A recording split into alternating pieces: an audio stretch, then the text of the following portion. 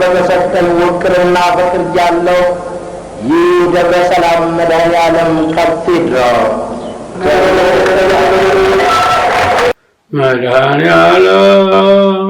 መድኃኔዓለም በማይሻርቃሉ ደስ ይበለን ደስ ይበለን እልል በሉ እልል በሉ አዳነ በማይሻርቃሉ። በአገልግሎቱ ይሄ ቤተክርስቲያን ጠንካራ ነው። የራሱ የሆነ ከቀድሞ ጀምሮ ሲያዝ የመጣ የራሱ የሆነ ባህል አለው፣ የአገልግሎት ባህል አለው። ዲያቆን 10 ብር፣ ለቀሳውስት 20 ብር፣ መምህራኑ 40 ብር ነበር የሚከፈል። ለአንድ ዓመት ያህል በድንኳን እዚህ እየተገለገለ ኑሯል። ወደ 150 ዓመት አካባቢ ይሆነዋል። በ60 ብር ነው የተቀጠልኩት። አንድ ሰው ሸክም የሚችል አይነት አይደለም። ተዳምሮ ወጪው ብር 584561 ከ81 ሳንቲም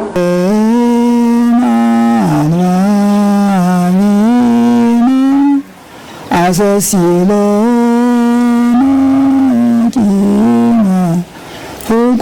ፍቁራኔ ንጹጾም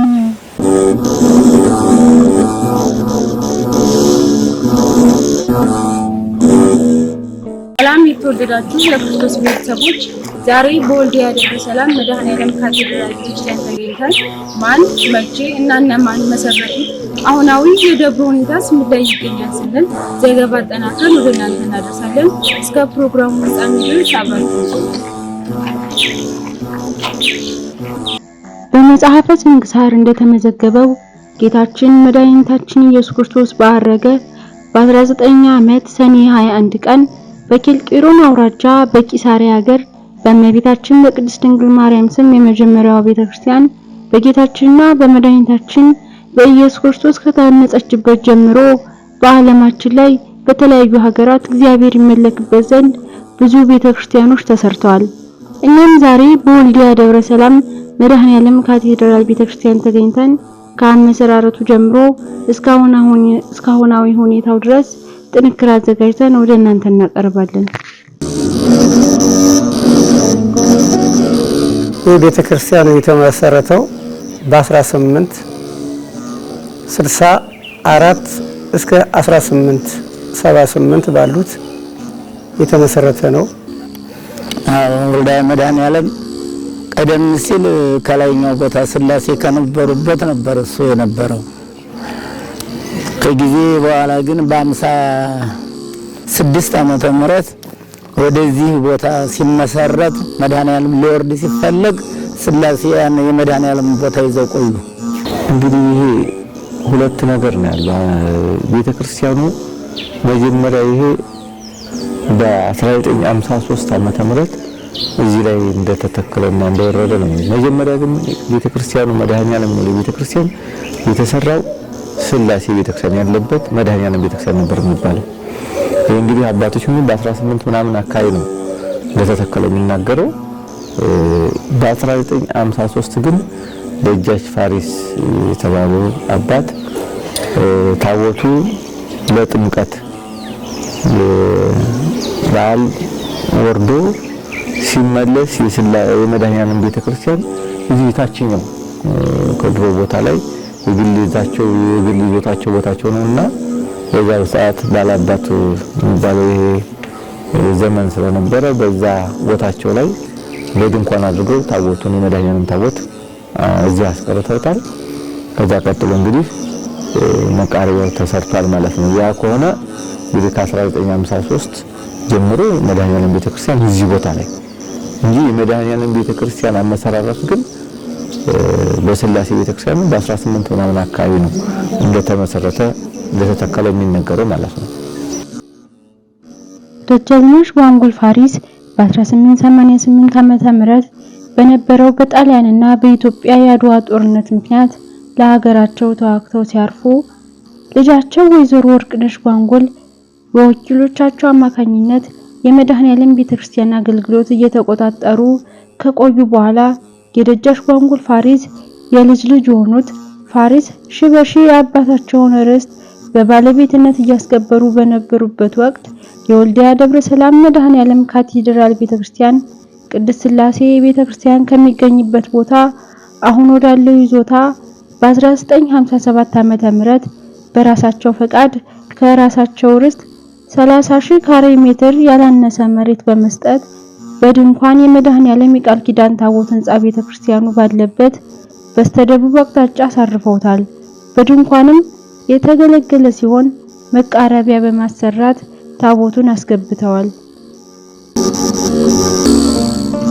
አሁን ይሄ ቤተክርስቲያን ለመጀመሪያ ከቅዱስ ላሊበላ ተነስቶ ወደ ጓሳምባ ማርያም ደጃዝማች ጓንጉል ፋሪስ ወልዲያ መድኃኔዓለም ብለው ታቦቱን አስቀርጸው ሊያሰፍሩ ሲሉ ጓሳምባ አሳርፈውታል።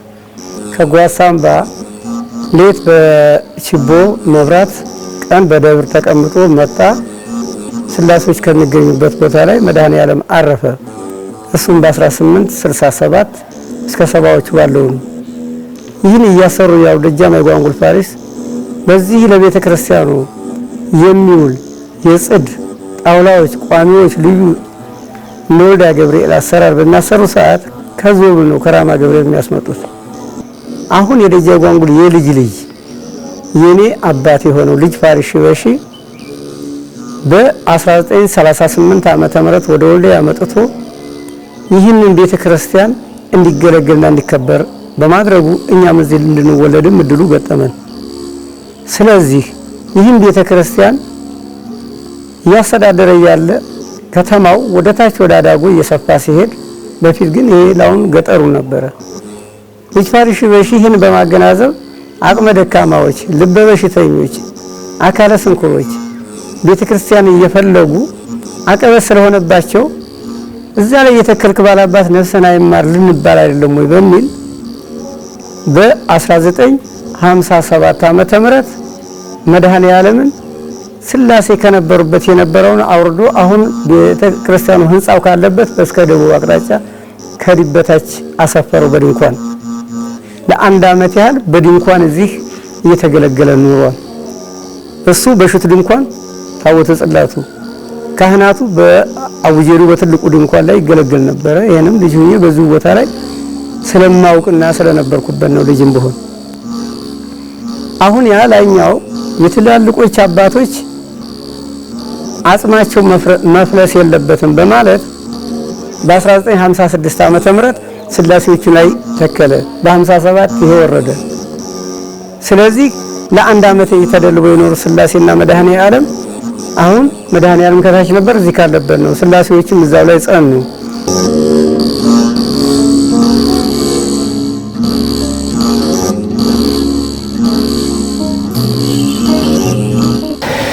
እንግዲህ እዛ ጊዜ ልጅ ፋሪስ የሚባሉ በገበዝ ነበር የሚተዳደረው።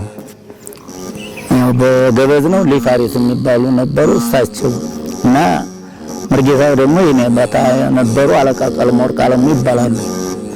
በዛ ጊዜ መሰረቱት እነሱ ናቸው።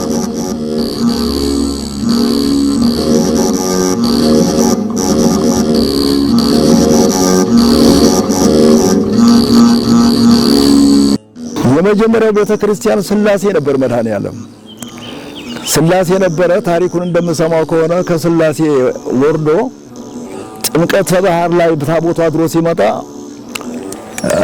አቶ ፋሪስ የሚባሉ ሰው ቦታው ለከተማ ተሸንሽኖ ስለነበረ ድንኳን አሰርተው ቤተክርስቲያኑ በድንኳን እንዲገባ አድርገው ይሄን ቦታ ያስቀሩ እሳቸው ናቸው። እዚያ በኋላ ታችኛው ቤተክርስቲያን የእንጨት ቤተክርስቲያን ተመሰረተ። እስካሁን እስከ ህዳር 17 81 ዓመተ ምህረት ድረስ በታችኛው እንገለገል ነበር። አዲሱ ቤተክርስቲያን ተመሰረተ። መቃረቢያ የምትባል ትንሽ ነበር በመጀመሪያ ጊዜ። ከዛ ከላይኛው ተነስቶ ወደ ይሄኛው ሲመጣ መቃረቢያ ትንሽ ተሰራች። ከታች አሁን ካለበት ወደ ታች ዘንድ ካለው ውጭ ነው። ከዛ በመቃረቢያ እየተቀደሰ እንዳለ ያንኛው አሁን የፈረሰው ቤተክርስቲያን ከታች ያለው እሱ ጌታ ወዳው ደግሞ መመስረት ጀመረ ማለት ነው። በ58 አንስቶ እስከ 62 በ62 ያና ሆነ ታች የፈረሰው ቤተክርስቲያን እሱ አልቋል። እንግዲህ መጀመሪያ ህንጻ ቤተክርስቲያን እይታች አሁን ሰንበቴ መጠጥ አድርገውት እናገኘው ወፍጮ ቤቱ ወደ ላይ ያለው አሁን ጫካ ሆነ የሆነ ዱር ሆኖ ባህር ዛፍ ሆኖ የምናየው ሰንበቴ ላይ ያ ቤተክርስቲያኑ የነበረበት ነው። እዛ ላይ የሚደንቀው ነገር ቤተክርስቲያኑ ሲፈርስ ያን ባህር ዛፍ ማንም ሰው አልተከለው። በራሱ ሰዓት አሁን መቅደሷ ራሷ ተለያለች። መቅደሷ የነበረችበት ክብ ሆና ቅዱስ የነበረ ክብ ሆኖ ማህሌት ክብ ሆኖ ባህር ዛፍ ሆኖ ሰው ለሚያስተውለው እንጂ በራሱ ሰዓት ነው የበቀለው። ቤተክርስቲያኑ ሲፈርስ እዛ ያደረገና የነበረ እዛ ላይ ነው። ያ ሁለተኛ መቃረቢያዋ ግን የተሰራችው ታቹ በኩል ነው። አሁን ቅርብ ጊዜ ነበረች በቅርብ አሁን ግን ፈርሳ ይቻታለሁ ከናንቱ ማጠፍታለች እንጂ የመጀመሪያው መቃረቢያ ከድንኳን ወጥቶ መቃረቢያው ሲቀደስበት የነበረች ሁሉ መቃረቢያ ቤት ሆና ታገለግል ነበር። ከ10 ዓመት ደግሞ ቀጣይ ያንኛው ደግሞ ብዙ ዓመት ቆይቷል። 2 ጊዜ ነው የተሰራው። እንግዲህ ከ1957 እስከ 1989 ድረስ እዚያታችን የነበረው ከዚህ እስከሚገባ ይህን ዓመት በዚህ ሂሳብ ማምጣት ይቻላል። ይህ ቤተክርስቲያን ለአንድ ዓመት በሽቱ ድንኳን ሆኖ እየተገለገለ እንዳለ መቃኞ መቃረቢያ ህዝቦቹን አስተባብሮ እስከሚሰራ ድረስ እዚሁ በድንኳን ላይ ይገለገል ነበር።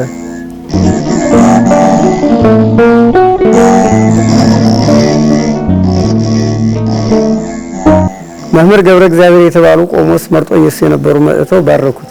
ከዚያም በኋላ 10 ዓመት ባላነሰ በመቃረቢያው ቦታ ላይ ይገለገል ነበር። መቅደስ ቅድስት ማህሌት ያለው ትልቅ ክብ ቤት የወልዲያ ምእመን ህዝበ ክርስቲያናው ሰርቶ አሁን ታች ከፈረሰው ቦታ ላይ አሳያችኋለሁ። ለብዙ ዓመት ሲገለገል ነበር።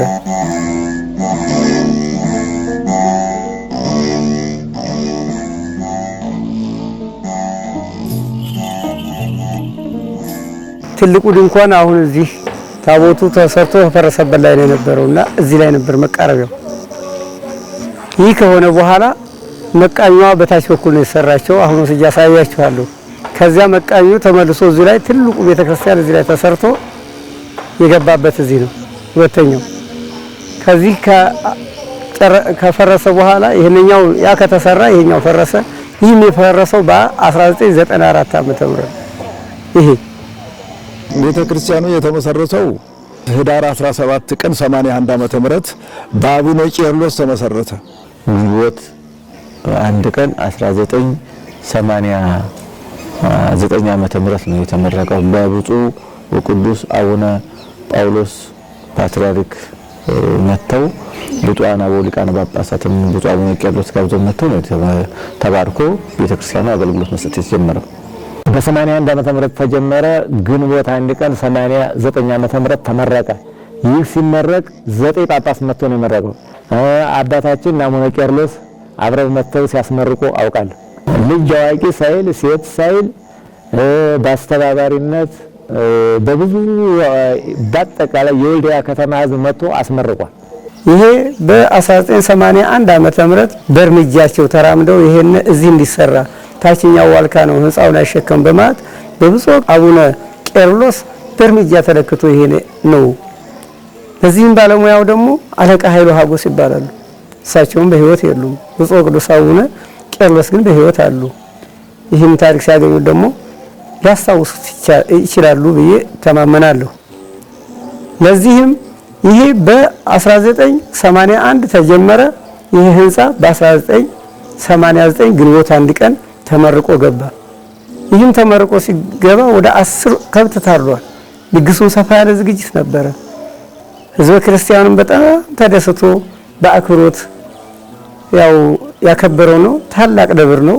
ታላቅ ታቦት ነው። አማካይ ቦታውም አጋጣሚው ነው።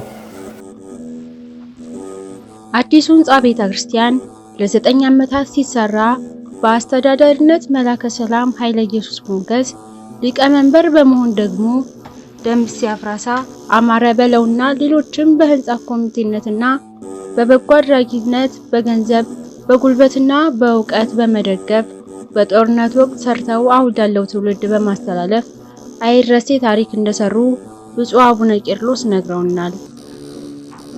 አዲስ አበባ ማሪ ሆኖ አቶ ነጋ ወዳጆ የሚባሉ ነበሩ። የዚሁ ሀገር ተወላጅ እሳቸው ብዙ ያስተባብሩ ነበረ። እንዲያውም መካከል ላይ ተቋርጦ አንድ በጎ አድራጊ አገኝተን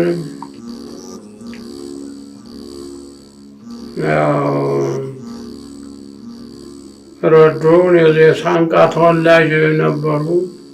እሳቸው እንግዲህ እዛ ሳንቃ ያሉ ሰዎች ቤተክርስቲያን ሊፈቅዳቸው እዛ ሂድና አስተባብሩልኝ አሉኝ። እዛ ሂጄ እዛ አስተባበል ሰዎቹ ይሻላሉ አላኔ ተመልሼ ቤተክርስቲያን አንድ ናት፣ አንተ ያልካቸው ሰዎች ይሻላሉ። መድኃኔዓለም ቤተክርስቲያን ጀምረን ተቋርጦብናልና እሱን ብትጨርስልን አልኩት። ይሻሉ ብዙ ገንዘብ ነው፣ ብዙ ገንዘብ አውጥ ቆረጥ የነበረ መዝጊያውንም ሁሉ እንደገና ዙሪያውን አጥሩንም ሁሉ ጨረሰው ያስፈጸሙት ናቸው። ይህ ቤተክርስቲያን የተጀመረው በ1981 ዓመተ ምህረት ነው። ይህ ሲጀመር የነበሩት የደብረ አስተዳዳሪ መላከ ሰላም ኃይለ ኢየሱስ፣ የህንፃ ኮሚቴ ሊቀመንበር ደምሴ አፍራሳ፣ ከህንፃ ኮሚቴ አብረው በመኪና መንገድም ስለምንወቀውት እና ማረበለው እነ ወንድም አገኛዳል እና አምሳ አለቃ አድማሱ እነ መኮንን በየነ ገንዘብ ያዥ፣ ከበደ ሲሳይ ጸሐፊ፣ አባል ደግሞ ፀሐይነሽ ባበይን፣ ጦሩ ሲሳይ፣ መቶ አለቃ ደስዬ ሲሳይ፣ አምሳ አለቃ መላኩ፣ እነዚህ እየተባበሩ ሲሰሩ ደግሞ የሃይማኖት አባቶቻችን እነ መምሬ ጌራ ወርቅ በመኪና መንገድ እየለመኑ እነ መምሬ አሰፋ ጌታቸው፣ እነ መምሬ አሰፋ ገበያው፣ እነ መምሬ ጌታቸው ሀብቴ፣ እነ የኋላው ሞላ፣ አባታችን በቀደም ከሞት የተለዩት አባ ወልደ ሰንበት፣ እነዚህ እየተባበሩ ቤተክርስቲያን ሲሰሩ አጋጣሚ ስራው በወያኔ ጦርነትና በደርግ በነበረው ጦርነት የተለያየ ማቴሪያል እየተጓደለ ሲል በ81 ተጀምሮ ግንቦት አንድ ቀን 81 ዓመተ ምህረት እነዚህ ሰዎች በመተባበር እየሰሩ ያሉ የሥራው መሐንዲስ የነበሩት አለቃ ኃይሉ ሀጎስ ይባላል። ይሄን ህንጻ አሰርቷ ነው መሐንዲሱ መላካ። እነዚህ ሲሰሩ ማቴሪያል ሲያቋርጥ አቶ አየነው ደጉ የሚባል የሳንቃ ተወላጅ ነው። እሱ ሳንቃ መድኃኔዓለም ሊያሰራ ሲመጣ የሳንቃ ህዝብ ቦታና እንትን አልሰጠው ሲሉ አቶ አየነው ደጉ ይሄንን የመሰለ ህንጻ ምነበረድ የተለያየ መዝጊያውን ሁሉ ይሄን አጥሩን ሁሉ እንዲሰራ ያደረገው በመኪና ድንጋዩን እየተጫነ የዙሪያውን አጥር ሁሉ ያሰራው አቶ አየነው ደጉ ነው። ግን በኮሚቴነት በዋናነት ያ ሁሉ ጦርነት እየወረደ በትልቅ ደረጃ ተባብረው ያሰሩት አቶ ደምሴ አፍራሳ ይችን ቦታ ሳይለይ ወንድም አገኝ አይደል አማራ በለው የሃይማኖት አባቶች ቅድም የጠቀስኳቸው አባቶቻችን እነሱ በመኪና መንገድ እየለመኑ ሙጋድ ወልዳ ይሄንን እንዲሰራ አድርገውልናል። ተቋቁሞ ገንዘብ በማሰባሰብ በዚህ ጊዜ በገንዘብ ማሰባሰቡ በማስተባበሩ አምሳ አለቃ መላኩ፣ አቶ ደምሴ አፍራሳ፣ ሌሎችም ነበሩ። ስማቸውን ያው መዘርዘር ይበዛን ተብሎ ነው እንጂ ብዙዎች አሉ። በገንዘብ አስተዋጽኦ በኩል ቀኛማሽ ያሳያዳል፣ ቀኛማሽ ነጋ ወዳጆ፣ አቶ አየነው ደጉ ከፍተኛውን ሚና የተጫወተ አጥሩን በሙሉ ያሳጠረ እሱ ነው። አዲሱ ህንጻ ቤተክርስቲያን በወቅቱ ተሰርቶ ሲያልቅ ከሌሎች አንጻር ሲታይ ግዙፍና የሚያምር እንደመሆኑ በወቅቱ የነበረው ሰበካ ጉባኤ የካቴድራልነት ስያሜ እንዲሰጠው አምስተኛው የኢትዮጵያ ፓትርያርክ ብፁዕ ቅዱስ አቡነ ጳውሎስን የጠየቁ ሲሆን ብፁዕነታቸውም የሕዝቡን ድካምና ፍላጎት በመረዳት ካቴድራል ብለው እንደሰየሙት ብፁዕ አቡነ ቄርሎስ ነግረውናል። ያው ፓትርያርኩ በመጡ ጊዜ ሰበካ ጉባኤው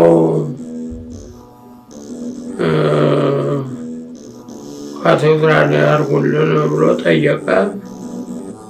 እንግዲህ ከስራውም አንጻር በከተማውም እንግዲህ ዞን ስለሆነ ያንን አይተው ፓትርያርኩ በዛ ጊዜ የነበሩት አቡነ ጳውሎስ ናቸው። ካቴድራል ብለው ሰይመውታል።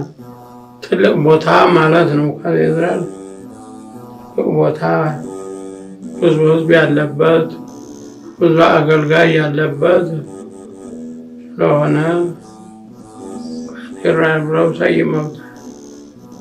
አዲሱ ህንጻ ቤተክርስቲያን በወቅቱ ሲሰራ 584566 ብር ከ80 ሳንቲም ወጪ እንደተደረገበት ከአሰሪ ኮሚቴው ያገኘነው መረጃ ያመለክታል። ወጪው ብር 584561 ከ81 ሳንቲም ስለሆነ የቅዱስነቶ ቡራኬና ጸሎት እንዲደርሳቸው በትህትና እለምናለሁ። ስድስተኛ የዚሁ አገር ተወላጅ የሆኑት አቶ ዝናቡ አጠረ ከአምስት አገራዊ መቀመጫዎች እሩሩ ብረትና እንደገና እንጨት ሆነው ለእያንዳንዱ ብር 250 የሚያወጣ 250 በ25 ሲባዛ 6250 ግምት ያለው ከአዲስ አበባ አሰርተው በማምጣት አስረክበውናል።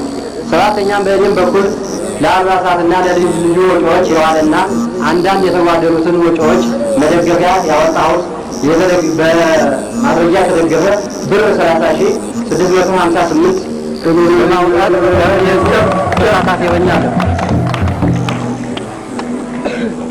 ቅዱስ አባታችን የኢትዮጵያ ፓትርያርክ ይህች የቀድሞ ስሟ ገነቴ የአሁን ስሟ የእጁ የተባለችው ሀገር ጥንትም ከ6 የማያንሱ ብፁዓን ሊቃነ ጳጳሳት የኖሩባትና አቅማቸው ያረፈባት ሀገር እንደመሆኗ መጠን ዛሬም ደከመኝና ታከተኝ የማይሉ በሀገረ ስብከታቸው ክልል እየተዘዋወሩ ብዙ ቤተ መቅደሶችን ያሰሩና የልማት መዋቅሮችን የዘረጉ ታላቅ አባት ከተዘዋወሩበት ሀገር ወደዚህ መልሰው ስላመጡልን ይህንን የመሰለ መሰረታዊ ቅርስ ልናገኝ በመቻላችን የቅዱስነቶ ምስጋና ሊደርሳቸው ይገባል ብዬ አምናለሁ። ስለዚህ አሁን ቅዱስነቶ እንዲያደርጉልን ከዚች አነስተኛ መግለጫ ቀጥዬ ከፍ ማለት የትና የምለምነው የተሰራው ቤተክርስቲያን ከፍተኛ ገንዘብ የወጣበት ዘመናዊ ህንፃ ከመሆኑ በላይ ዙሪያው የታቦቱ ክልል ሰፊና መንፈሳዊ የሆነ የልማት ተቋም ሊመሰረትበት የሚችል ቦታ ስለሆነ በካቴድራል ደረጃ እንዲሰየምልን በገንዘቡ እንደተገለጸ ሁሉ የቤተክርስቲያኑ ጥንታዊነትና የአሁኑ ህንፃ ስራ ክብር ሊያሰጠው ስለሚገባ የመንበረ ቅድስናውን ስፍራ በአይነ ህሊናችን መጠን በአኖርነው ቦታ ላይ የቅዱስነቶ መልካም ፈቃድ ሆኖ የመሰረት ድንጋይ በማስቀመጥ የመንበረ ቅድስናው ስፍራ ወደዚህ እንዲዛወር ይደረግልኝ። አዲሱ ህንጻ ቤተክርስቲያንም በብፁዕ አቡነ ቄርሎስ ህዳር 17 በ1981 ዓመተ ምህረት የመሰረተ ድንጋይ ተጥሎ እየተሰራ ያለ በወቅቱ በኢህአዴግና በደርግ ጦርነት ምክንያት ቢቋረጥም ግንቦት 1 በ1989 ዓመተ ምህረት የኢትዮጵያ 5ኛ ፓትርያርክ ብፁዕ ቅዱስ አቡነ ጳውሎስ ቀዳማዊ ፓትርያርክ ርዕሰ ሊቃነ ጳጳሳት ዘኢትዮጵያ ሊቀ ጳጳስ ዘአክሱም ወዕጨጌ ዘመንበረ ተክለ ሃይማኖት በተገኙበት ተመርቆ የካቴድራልነት መጠሪያ ተሰጥቶታል።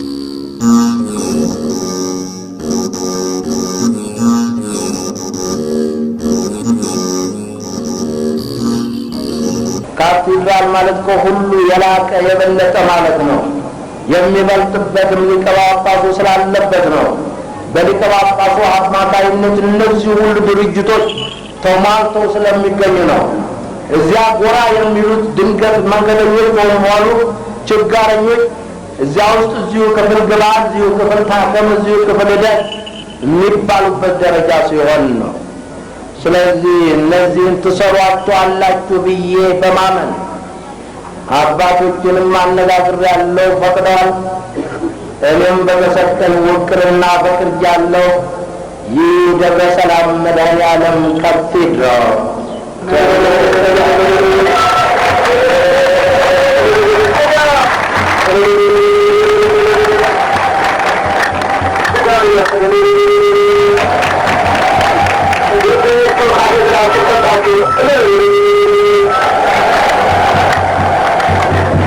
እንግዲህ የሁሉ እልልታ ከተባለው መመሪያ ጋር አብሮ ሲሰራበት እንደሆነ እመኑ። የወልዲያ ደብረ ሰላም መድኃኔዓለም ካቴድራል ቤተክርስቲያን አዲሱ ህንጻ ቤተክርስቲያን ተሰርቶ ሲያልቅ የማይረሱት አጋጣሚ ይኖራል ወይ ስንል ብፁዕ አቡነ ቄርሎስን ጠየቅናቸው። ያ ቤተክርስቲያኑ ሲመረቅ አንድ መጽሔት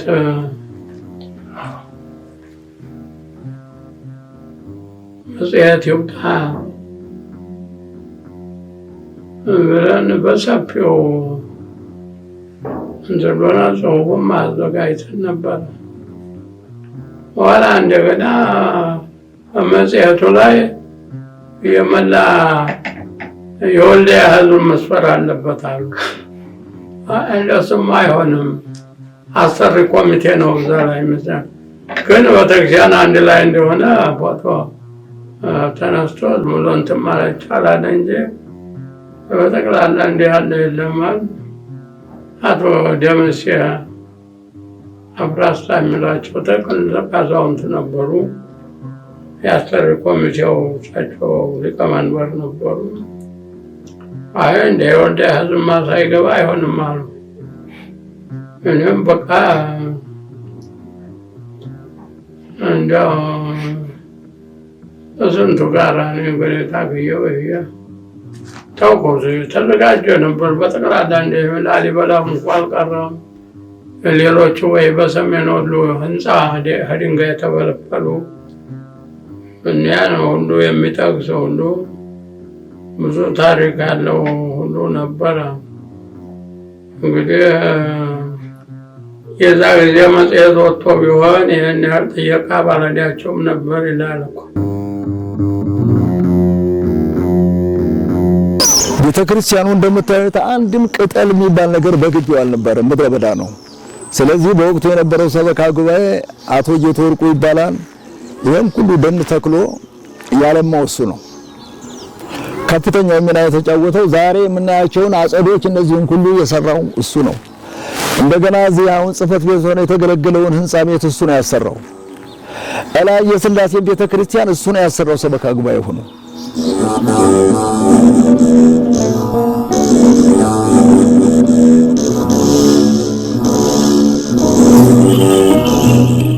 ይህ ደብር ታላቅ የጠየቁትን ሳይቸኩል የሚመልስ ኃያል ታቦት ነው። ስለዚህ ቦታው አቀማመጡ አማካይ ነው። ስለዚህ የበቁ ሰዎች የሚደርሱበት የሚሆን በመሆኑ ልጆች ይህ ታቦት ታላቅ ነው፣ ገድለኛ ነው።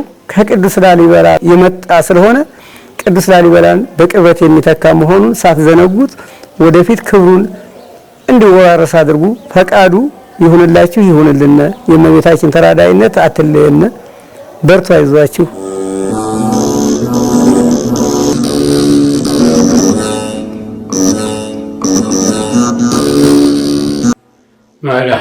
መድኃኔዓለም አዳነ በማይሻር ቃሉ፣ መድኃኔዓለም አዳነ በማይሻር ቃሉ። ደስ ይበለን ደስ ይበለን እልል በሉ እልል በሉ አዳነ በማይሻር ቃሉ። ደስ ይበለን ደስ ይበለን እልል በሉ እልል በሉ አዳነ በማይሻር ቃሉ። ስሜ መላከ ምሕረት አባ አይናለም አማረ እባላለሁ። የዚህ ቤተክርስቲያን አስተዳዳሪ ነኝ። የወልዲያ ደብረ ሰላም መድኃኔዓለም ካቴድራል ቤተክርስቲያን ከ1870 ዓመተ ምህረት እስከ 2017 ዓመተ ምህረት ድረስ ከሚጠራበት ከመድኃኔዓለም ታቦት በተጨማሪ የልደታ ማርያምን የሰማዕቷ ቅድስት አርሴማን የቃል ኪዳን ታቦት በመጨመር በአመት 4 ጊዜ በደብሩ በዓላት እንደሚከበሩ የደብሩ አስተዳዳሪ መላከ ምሕረት ቆሞስ አባ አይናለምና የካህናት ኃላፊ የሆኑት ቀሲስ በጻ ገልጸውልናል። እንግዲህ ያው ዋና መጠሪያው የደብሩ ስም መድኃኔዓለም ነው። ታቦተ መድኃኔዓለም ቤተክርስቲያኒቱ በሰራችው ሕግና ስርዓት መሰረት ጥቅምት 27 እና መጋቢት 27 ታቦተ ሕግ ወጥቶ በዓሉ ይከበራል። በስሩ ያሉ ተደራቢ ጽላቶች ስላሉ እነሱ ደግሞ እንደዚሁ በተወሰነላቸው ታቦታቱ እየወጡ ይከበራሉ። እንግዲህ የሚነግስበት መድኃኔዓለም በጥቅምት በመጋቢት 27 እመቤታችን ደግሞ ግንቦት 1 ቀን ቅድስት አርሴማ ደግሞ ጥር 6 በአመት እንግዲህ 4 ጊዜ ማለት ነው። ካቴድራሉ ታሪካዊና እድሜ ጠገብ እንደሆነ የወደፊት እቅዱን ለማሳካት ምን አይነት እንቅስቃሴ ላይ እንደሚገኝ ገልጸውልናል። የ10 ዓመት መሪ እቅድ ከላይ የመጣው አሁን በቅርብ ጊዜ ነው። በሀገረ ስብከት ደረጃ በሰሜን ወሎ ደረጃ መኖረ ቅስና ደረጃ ቀደም ብሎ ሀገረ ስብከቱ ያወጣው የ10 ዓመት መሪ እቅድ ነበር እና እሱን ተወያይተንበታል። እሱን ይዘን በፕሮግራሞቻችን አጥቢያ ቤተክርስቲያን አብያተ ክርስቲያናቱ በራሳችን አመታዊ እቅድ አለን። ከአንድ በጀት ዓመት ተነስቶ ወደ ሌላው በጀት ዓመት የሚጠናቀቅ አጭር እና በዚያ የተወሰነውን አካተን እየሰራን ባለንበት ጊዜ ከላይ ደግሞ የ10 ዓመት መሪ እቅድ በሚል መጥቶ በዚህ በፕሮግራሞቻችን ውስጥ አካተን ስራውን እንድንሰራ መመሪያ ተላልፎልን ውይይትም አድርገንበት በዚያ መሰረት አንዳንዶቹን ለማካተት ሞክረናል። ያካተትናቸው እየተገበርናቸው ነው ያሉት። በካቴድራል ውስጥ የሚገኙ ማህበራትና ምዕመናን እንዳይኑ ብለን በማየት ክትትልና ድጋፍ እየተደረገላቸው እንደሚገኝ ገልጸውልናል። ሰንበት ትምህርት ቤቱ ያው ከመሰረቱ ጀምሮ የሰበካ ጉባኤው ድጋፍ እና ማበረታታት አልተለየውም። በራሱ ሰንበት ትምህርት ቤቱ ጠንካሮች ናቸው። በራሳቸው ፕሮግራም ብዙ ስራ የሚሰሩ ናቸው። እኛ ግን በተጨማሪ የሚጠይቁን ሁሉ ያው በአግባቡ እየረዳን እየደገፍን ነው የምንገኘው። በስርዓተ ትምህርትም ቢሆን አዲስ በመጣው አሁን ስርዓተ ትምህርት አለ። በሱ ላይም ቢሆን መምህራን መድበናል። በሰበካ ጉባኤ ደረጃ የሚያስፈልገውን የሚጠይቁትን ነገር ደግሞ እያሟለን እንገኛለን። እንደዚሁ ከሰንበት ትምህርት ቤቱ ባልተለየ መልኩ ከፍ ባለ ሁኔታ የመምህራን ድጋፍ እያደረግን ያለነው ካህናቱ ልጆቻቸውን የቀሰቀሱ ወደዚህ ወደ ጉባኤ የሚሰጠውን ትምህርት እንዲማሩ ያላሳለሰ ጥረት ነው የምናደርገው። ያው እንደውም ከዚህ ከወልዲያ ባሉ አብያተ ክርስቲያን ውስጥ በተጠናከረ መንገድ ነው እኛ ጋር የሚሰጠው ትምህርቱ እና በርካታ ምዕመናን በዚህ በኩል አገልግሎት እያገኙ እየተማሩ ነው ያሉት። ምዕመናን ያው በንስሐ አባቶቻቸው አማካይነት ነው የምናገኛቸው የምንችለው። በዚያ በኩል ጥሩ እየተሄደበት ያለ ነገር ነው። ነፍስ አባቶቻቸውን እንከታተላለን። ልጆቻቸውን እንዲያስመዘግቡ ተደርጓል። መምህራን ተመድበዋል። ቅድም እንዳልኩ ፕሮግራም አለ። በየሳምንቱ እሑድ ፕሮግራም አለ። ባለው 3-4 ፕሮግራም በአንድ ሳምንት ውስጥ ይኖራል። ከዚህ ከቅዳሴ በኋላ በዚህ አማካይነት መምህራን ተመድበው በቂ ትምህርት እየተሰጠ አሁን ላይ በጣም ጥሩ ሁኔታ ነው። እነሱ እየመጡ ነው። አሁን ከሌላ አብያተ ክርስቲያናት እንደውም በተሻለ ሁኔታ ነው እዚህ ያለው እና በዚህ ሁኔታ ነው ይህን ማስፋት ነው የሚያስፈልገው። ወደፊትም በዚህ መንገድ ነው የምንጓዘው። የወልዲያ ደብረ ሰላም መድኃኔዓለም ካቴድራል ቤተክርስቲያን በአራት የካህናት መደብ 12 ካህናትና 9 ዲያቆናትን በመያዝ በቤተክርስቲያኑ ውስጥ ያሉ የውስጥና የውጭ አገልግሎቶችን እንደሚሸፍኑ የካህናት ኃላፊ የሆኑት ቀሲስ በጻ ገልጸውልናል። ያው እንግዲህ የካህናት አገልግሎት አራት መደብ ነን። አራቱ መደብ 10 ቀን በመክፈል ቅዳሴ ተራ 10 ቀን አድርገን ከዛ ውጭ በመስቀል አገልግሎት የተለያዩ አርባ ፍታት ምን የመሳሰሉትን ደግሞ አራፊዎቻችን በመስራት በዓላት በሚመጡ ደግሞ ሰዓት የውጭ ትሩፋት አገልጋዮችን በመጨመር ቅዳሴ የሚችለው ቅዳሴ ደግሞ ዛለፍ ያለው ደግሞ በመስቀል በማሸት ስለሚያግዙን በዚህ እንደዚህ ያደርግን እየሰራን ያለ ነው።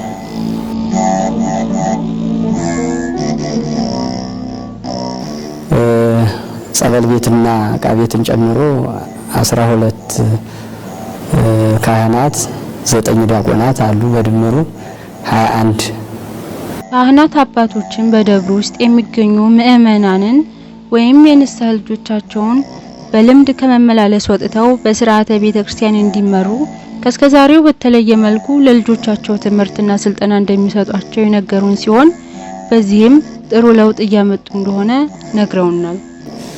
በጣም ደስ በሚል ሁኔታ ነው። አሁን በተለይ አሁን ላይ ባለንበት ሰዓት ይመስለኛል ይሄ በወር አንድ ጊዜ የምንሰበሰበው ውጤትም ይመስለኛልና በጣም ጨምሯል። አሁን በጣም ጨምሯል። ያው እንግዲህ እንደምታውቁት እኛ በተለይ ተወሰኑ ካህናቶች አንድ 5 ዓመት ይሆነናል ይሄን ስብከተ ወንጌሉን ማስተማሩን ከጀመርንና ከዛ ቀን ጀምሮ አሁን ውጤቱ የበለጠ በጣም ጠንክሮ ይመስለኛል። አሁን ግድ ንስሐ ግቡ ስጋው ደግሞ ተቀበሉ እንል ነበር። አሁን ደግሞ አይ ልንቆርብ ነው እና ሰዓት አመቻችተው ይጥሩን የሚልበት ዘመን ሆኗል። አሁን በጣም ደስ የሚል ነው። ምእመናኖች አሁን በፊት የንስሐ ልጅ ትምህርት ሳንጀምር ሳለ ተነስቶ የመሄድ ብዙ ሰዓት መቆም የለም ነበር። አሁን የንስሐ ልጆች ትምህርት አጀመርን አንስቶ አሁን በሰንበትም ተረጋግተው ትምህርት ይሰማሉ። እንደገና እኛም ደግሞ ንስሐ ልጆቻችንን ጠበቅ አድርገን ኮሚቴ መርጠን በኮሚቴው እየተዳደረ አሁን እርጋታ አለው። አሁን ዛሬ እንኳን አይታችኋል ምናምን እንዲብሉ እንደ ቁጭ እንዳለ ይሄ ለውጥ አለው። ሰንበት ተማሪዎቻችን በእውነቱ የተባረኩ ናቸው። አዳራሹን ፈቅደው ወንበር አዘጋጅተው ፕሮጀክቱን አዘጋጅተው ነው የምንማረው። ትምህርቱን መምህር ኢሳያስ ናቸው የጀመሩት። የተባረኩ መምህር ነበሩ። በእውነቱ እሳቸውም እድገት አግኝተዋል። ያሁን ልጆቻችንን አበራርተው ይህን ጉባኤ ያስፋፉልን እሳቸው ናቸው። ከ2017 መስከረም ጀምሮ በተጠናከረ መልኩ የሰበካ ጉባኤው የስብከተ ወንጌሉን የሰንበት ትምህርት ቤቱን በአንድ ላይ በመሆን በተጠናከረ መልኩ በወር አንድ ጊዜ መደበኛ 5 አዕማደ ምስጢርን ተከታታይ ኮርስ በመስጠት እየሰጠን እንገኛለን። እንግዲህ አሁን የአገልግሎቱን ተስንመለከት ቀደም ሲል የነበረው አገልግሎት በውስን ሰዎች ነበር አገልግሎቱ። እኔ እንኳን መደበኛ ሆኜ እዚህኛውም አገልግያለሁ። ካሁን ካሉ ቤተክርስቲያን ላይ የተወሰነ ሰው ጭማሪ ነበረው። በዛን ሰዓት ላይ ታችኛው የነበሩት አገልጋይ ቀሳውስት 4 ቄስ ነው፣ ዲያቆናት 6 ነው። ስለዚህ 5 እንሆናለን። 5ቱ እዚህ 5ቱ ስላሴ።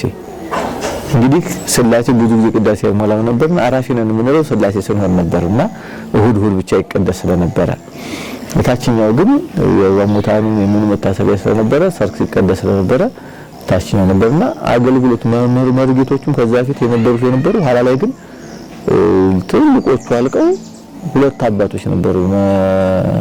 ሊቀጠበብት መሸሻ ይመርና ሊቀ ሕሩያን ዋሴ መላኩ 2 ነበሩ የነበሩት መምህራኖች።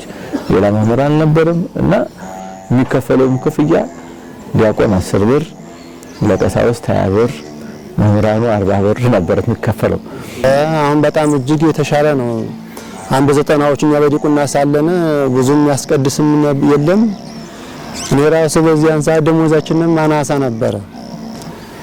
በ60 ብር ነው የተቀጠርኩት። ደሞዚቱ በጣም አናሳ ናት፣ ግን ያቺው ብርቁና ለኛ በጣም ትልቅ ነበረች።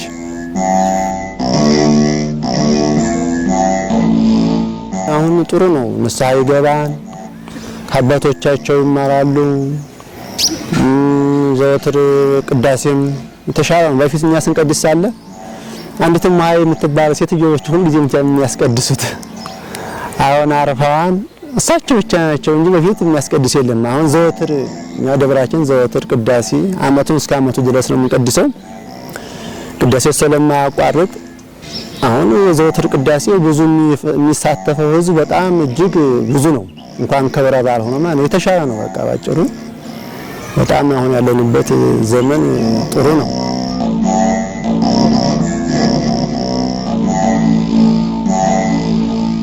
በፊት ብዙ ምእመናን ወደ ቤተክርስቲያን ፍሰቱ የቀነሰ ነበር። አሁን ግን በጣም ትልቁም ትንሹም ወጣቱም ህፃናቱም ወደ ቤተክርስቲያን የመምጣቱ ፍሰቱ በጣም ብዙ ነው። በካቴድራል ውስጥ ከሚገኘው መዋቅር ውስጥ አንዱ የሆነው የስብከተ ወንጌል ኃላፊ የሆኑት መጋቢ ሐዲስ መምህር ተውቦ ጸጋ ምእመናን በዘርፈ ብዙ የትምህርት አሰጣጥ በተገቢው መልኩ እየተሰጡ እንደሚገኙ ገልጸውልናል። በደብሩ ስብከተ ወንጌሉ ከሌሎች አካባቢዎች በተሻለ መንገድ ይሰጣል። ብዙ አገልግሎቶች አሉት። በዘርፈ ብዙ አገልግሎቱ ይሰጣል። ለምሳሌ ከሰንበት ትምህርት ቤት እንዲሁም ደግሞ ከካህናት ልጆች እንዲሁም ደግሞ በአውደ ምሕረት በልዩ ልዩ በዓላት ራሱን ችሎ የስብከተ ወንጌል ኮሚቴ ያለው በስብከተ ወንጌል ኃላፊው ብቻ አይደለም የሚመራው። ስብከተ ወንጌሉ ክፍል ዋና ሰብሳቢ ነው። በስሩ 5 አባላት አሉት። ስለዚህ እነሱ ናቸው ከነሱ ጋር በመመካከር በመወያየት ከሰርክ መርሃ ግብር ጀምሮ እስከ የበዓላት ማለት ወራዊ በዓላት ዕለተ ሰንበትንም መድኃኔዓለምንም ጨምሮ ባሉት በዓላት መምህር ተመድቦ ቀድሞ ተዘጋጅቶ በዛ መሰረት አገልግሎት እየተሰጠ ያለው ይሁንና ከሌሎች በተሻለ በተጠራከረ መንገድ በአንድ ሰው ሐሳብ ብቻ ሳይሆን የስብከተ ወንጌሉ የተሻሉ እነሱ መረዳት ያላቸው አባላት ናቸው። ስብከተ ወንጌል ኮሚቴው ወይም ደግሞ በቅጥር ደረጃ ያለው እኔ ማለት ነው በሰብሳቢነት ልቀመጥ እንጂ አገልግሎቱን የምንሰራው በጋራ ነው። ስለዚህ በዚህ መልኩ አገልግሎቱ እየተሰጠ ነው ያለው። የካህናት የንስሐ ልጆች ትምህርት አሰጣጥ ከዚህ በፊት የነበረው ተከታታይነት የሌለው ሲሆን አሁን ግን በወር አንድ ጊዜ ቋሚ የንስሐ ልጆች ልዩ ጉባኤ በተከታታይ እየተሰጠ ይገኛል። የካህናት የንስሐ ልጆች ትምህርት አሰጣጥ እስካሁን እንዲሁ ዝም ብሎ የሚከናወን ነበር። ያ ማለት እንደ ትንሽ የቤተ ክርስቲያኗ ዓላማ የገባቸው የምእመናን መጥፋትም ያሳዘናቸው ካህናት ብቻ በወር አንድ ቀን እየሰበሰቡ ያውም ቋሚ ባልሆነ መምህር ቋሚ ባልሆነ ትምህርት እንዲሁ ዝም ብለው ይማሩ ነበር። ምናልባት ይህ ትምህርት ብዙ ሳይድ ኢፌክት ነበረው። ማለት አንድ መምህር በየሳምንቱ ወይም በየወሩ የሚጋበዘው የተለያየ መምህር ነው እና ምናልባት ሁሉም ሰው ልጅ ስለ ንስሐ ብቻ ሊሆን ይችላል የሚያስተምረው እና ምንድነው እዚህ ላይ ያለው ሳይድ ኢፌክት ወይም ደግሞ ጉዳት ሁሉ የእድሜ ዓመት እስከ ዓመት ሙሉ አንድ ትምህርት ሊማሩ ይችላሉ ነበር። ከተለያየ መምህር ነው የሚጋበዘው። የሚመጣው መቼም የንስሐ ልጆች ነው ሲባል የንስሐ ልጅ ትምህርት ተበባይቶ የሚመጣውና ልዩ ልዩ ሌሎች ዕውቀቶችን ማግኘት አይችልም ነበር። ስለዚህ እነዚህ የገባቸውና የቤተ ክርስቲያኗ ችግር የምእመናን መጥፋት ያሳዘናቸው ብቻ እንዲሁ ደግሞ የክህነት ግዴታቸውን መወጣት ያለባቸው ያወቁ ግዴታቸውን እየሰበሰቡ በወር አንድ ቀን ይሰበስቡ ያስተምሩ ነበር። አሁን ላይ ግን ከዛ በተሻለ መንገድ ነው እኔም ወደዚህ አገልግሎት ከመጣሁበት ጊዜ ጀምሮ ቋሚ የሆነ ትምህርት ያውም ደግሞ ሁሉም እዚህ በስሬት ደረጃ ወይ ከስሬት ውጭም ያሉ በዚህ ደብር ውስጥ የንስሐ ልጆች ያሏቸው ካህናት ሁሉ እንዲጠሩና በሰበካ ጉባኤው ትብብር እንዲሁም ደግሞ በስብከተ ወንጌል ኮሚቴው ህብረት ባለው በሁለቱ የተጠናከረና የቤተ ክርስቲያን የሚቀጥለውን ህይወቷና የሚቀጥለውን ለልጆች ለማስረከብ ሂደት ላይ ሁላችንም አንድ ሆነን በቋሚ የሆነ ኮርስ ነው አሁን ላይ ከፊቱ በተሻለ መንገድ ቋሚ የሆነ ኮርስ በየወሩ በሳምንት ሙሉ አንድ ወር ውስጥ 4 እሁዶች አሉ። በ4 እሁዶች በ2 አዳራሽ የንስሐ ልጆች ትምህርት ይሰጣል። በአውደ ምሕረት አመቱን ሙሉ ትምህርት ይሰጣል። በአውደ ምሕረት ማለት አመቱን ሙሉ ትምህርት ይሰጣል ሲባል በሰርክ መርሃ ግብር ሁሉ ጊዜም ከሰኞ ማለት ከእሁድ እስከ እሁድ ሁሉ ጊዜም አለ። ስለዚህ አመቱን ሙሉ ትምህርት ይሰጣል ያልኩት ለዚህ ነው። በተለያዩ መምህራን ሳምንቱን ሙሉ 8 መምህራን አሉ። የ8ቱም ቀናት ወይም ደግሞ የ7ቱ ቀናት 7 መምህራን አሉ። 7ቱ መምህራን በየወሩ የሚቀያየሩ ናቸው። የስብከተ ወንጌል ኮሚቴው ቁጭ ብሎ በመስማት ምናልባት እንኳን ለህዝቡ የማይመጥን ወይም ደግሞ መሰረታዊ ነገር የማያስይዝ መምህር እስከ መምህር ድረስ ገምግሞ በየወሩ ይቀይራል። መልካም መምህር ቢሆንም 2 ወር ሊያስቀጥለው ይችላል። ከዛ በኋላ ደግሞ እረፍት አድርጎ ምክንያቱም የኛ ህዝብ አዲስ ፊት ማየት ስለሚፈልግ በዚህ መልኩ ማገልገል ያላቸው አገልጋዮችንም ለማሳተፍ የማስተማር ጸጋ ኑሯቸው እድል ያላገኙትንም የነሱንም እድል ለመፍጠር እነሱም የእግዚአብሔርን ቃል እንዲመሰክሩ በየወሩ የሚቀየር ሰው አለ፣ በየ2 ወሩ የሚቀየር ሰው አለ። ስለዚህ በዚህ መንገድ የሰርክ መርሃ ግብር እየተቀያየረ ይሰጣል። ከዚህ ከሳምንቱ መርሃ ግብር አንድ ልዩ መርሃ ግብር አለ። ከሰኞ እስከ እሁድ ያለውን ማለት 6ቱን ቀናት ወይም 7ቱን ቀናት የደብሩ ስብከተ ወንጌል ነው የሚመራው። ስብከተ ወንጌል ነው የሚመራው የሚመድበውም። ከዛ በተለየ አርብ ላይ በፈለገ ሰላም ሰንበት ትምህርት ቤት የሚዘጋጅ በሳምንት አንድ ቀን መርሃ ግብር አለ። እሱ እጅግ በተሻለና በተጠናከረ መልኩ ሰንበት ትምህርት ቤቱ አልባሳታቸውን ለብሰው ቀስቅሰው ወንበሮችን አዘጋጅተው በሰፊ የሚሰጥ ጉባኤ ፊልጶስ የሚባል ሳምንታዊ ጉባኤ አለ። ደብረ ሰላም መድኃኔዓለም ቤተክርስቲያን ካቴድራል እንደመሆኑ መጠን የተለያዩ የአብነት ትምህርቶችንም የድጓ፣ የቅኔ፣ የአቋቋምና የቅዳሴ ጉባኤ ቤቶችንም በውስጡ እንደሚገኙና ታዋቂ የጉባኤ ቤቶችም እንደሆኑ የአብነት ትምህርት ቤቶች ተጠሪ የሆኑት ቀንጌታ ወልደ ገብርኤል ሲሳይ ገልጸውልናል። እንዳጠቃላይ አብነት ትምህርት ቤት ሲባል 7 ጉባኤት አሉ። ቅዱስ ያሬድ ድርሰቶች፣ ድጓ፣ ዝማሬ መዋሥዕት፣ ጾመ ድጓ፣ ምዕራፍ፣ ዜማዎች እነዚህ በድጓ ቤት ነው የሚሰጡት። የድጓ መምህራን አሉ። ወላዲ አእላፍ መምህር ከነፈረጉ የሚባሉ ታላቅ አባት እንደሆነ ተመናገር እንደ ኢትዮጵያ የምስክር ቤት መጋቢ የሚባሉ አባት ናቸው። ከ120 መምህራን ደረጃ የወጡ አባት ያሉበት ካቴድራል እንደመሆኑ መጠን ታላቅ አባት ያሉበት ቦታ ነው። ጉባኤ ቤቱም ታዋቂ ጉባኤ ቤት ነው። የድጓ ቤት ማለት ነው አንደኛው። ሁለተኛው የቅኔ ጉባኤ ቤት አለ። ሶስተኛ የአቋቋም ጉባኤ ቤት አለ። አራተኛ የቅዳሴ ጉባኤ ቤት ነው። መምህር ነው። የንባብ ጉባኤ ቤት አለ።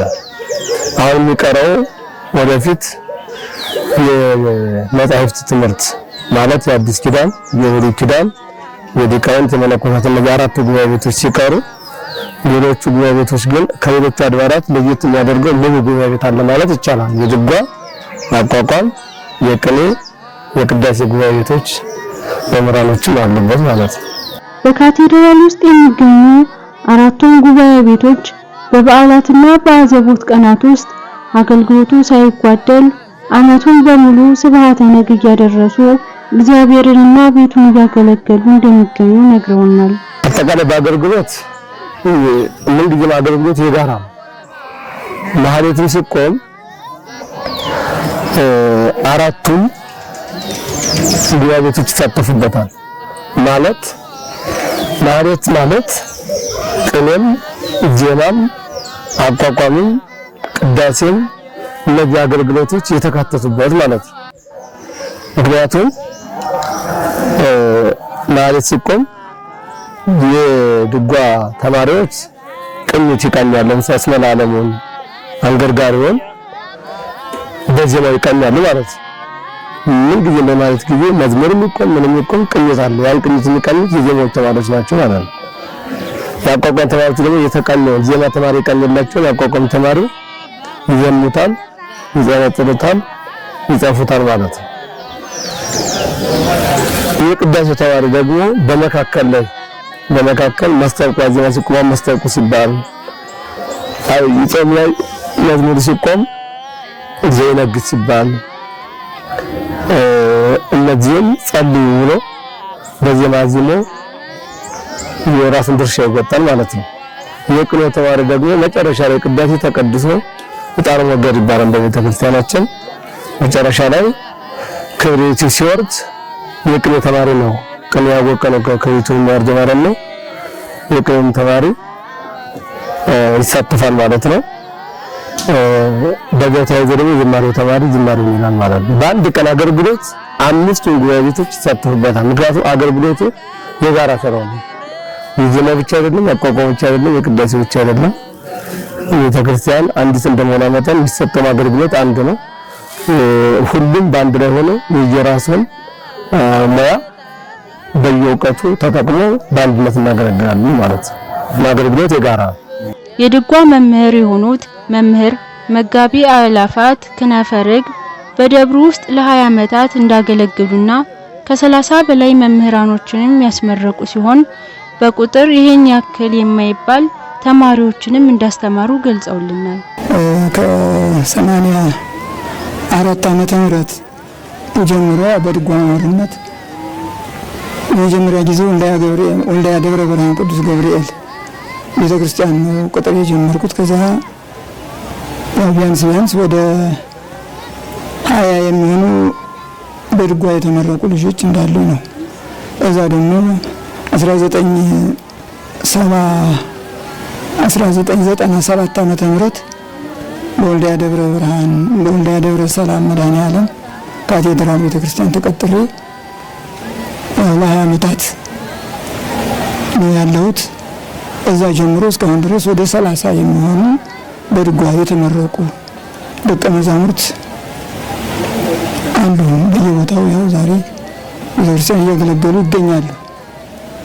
ሌላው በዚህ በደብሩ ውስጥ ያለው አገልግሎት በአንባቢ ጾም ያው ስርዓተ ነግ ይቆማልኝ።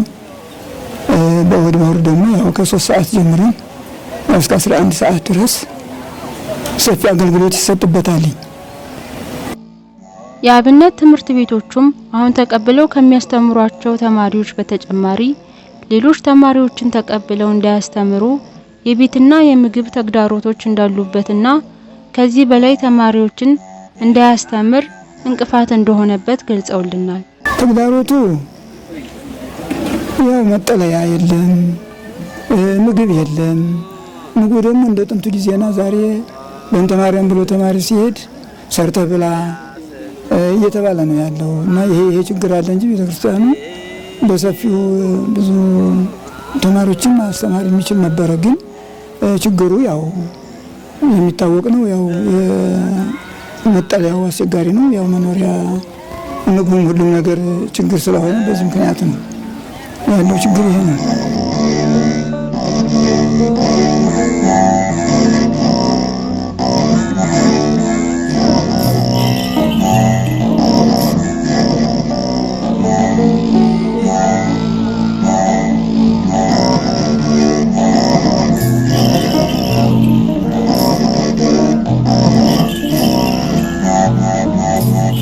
እርግጥ ነው አሁን ላይ የሚያየው ያለው ነገር የተማሪዎች ፍልሰት ወደ ከተማ ነው የሚፈልሰው። አሁን በቀድሞ ወይስ በሰፊው የሚገኙ በገጠር ቤተክርስቲያን ነበር። ትላልቅ መምህራኖች ነበሩበት። ቀደም ሲል በጣም አንጋፋ እንዳሉ መምህራኖች በቅርብ እንኳን አሁን እንደለመጥቀስ ያህል ደቦት ላይ መምህር ገበየው የሚባሉ ታላቅ የቅኔ መምህር ነበሩ። እዚህ ገዶ መቆሪያት ላይ መምህር ቀለመወርቅ የሚባሉ ታላቅ የቅኔ መምህር ነበሩ። እንዲህ በጣም ብዙ የሚጠቃቀሳቸው በየገጠሩ ታላላቅ መምህራኖች ነበሩ። አሁን ግን ከኑሮ ሁኔታ መምህራኖች ገጠር ላይ አይቀመጡም።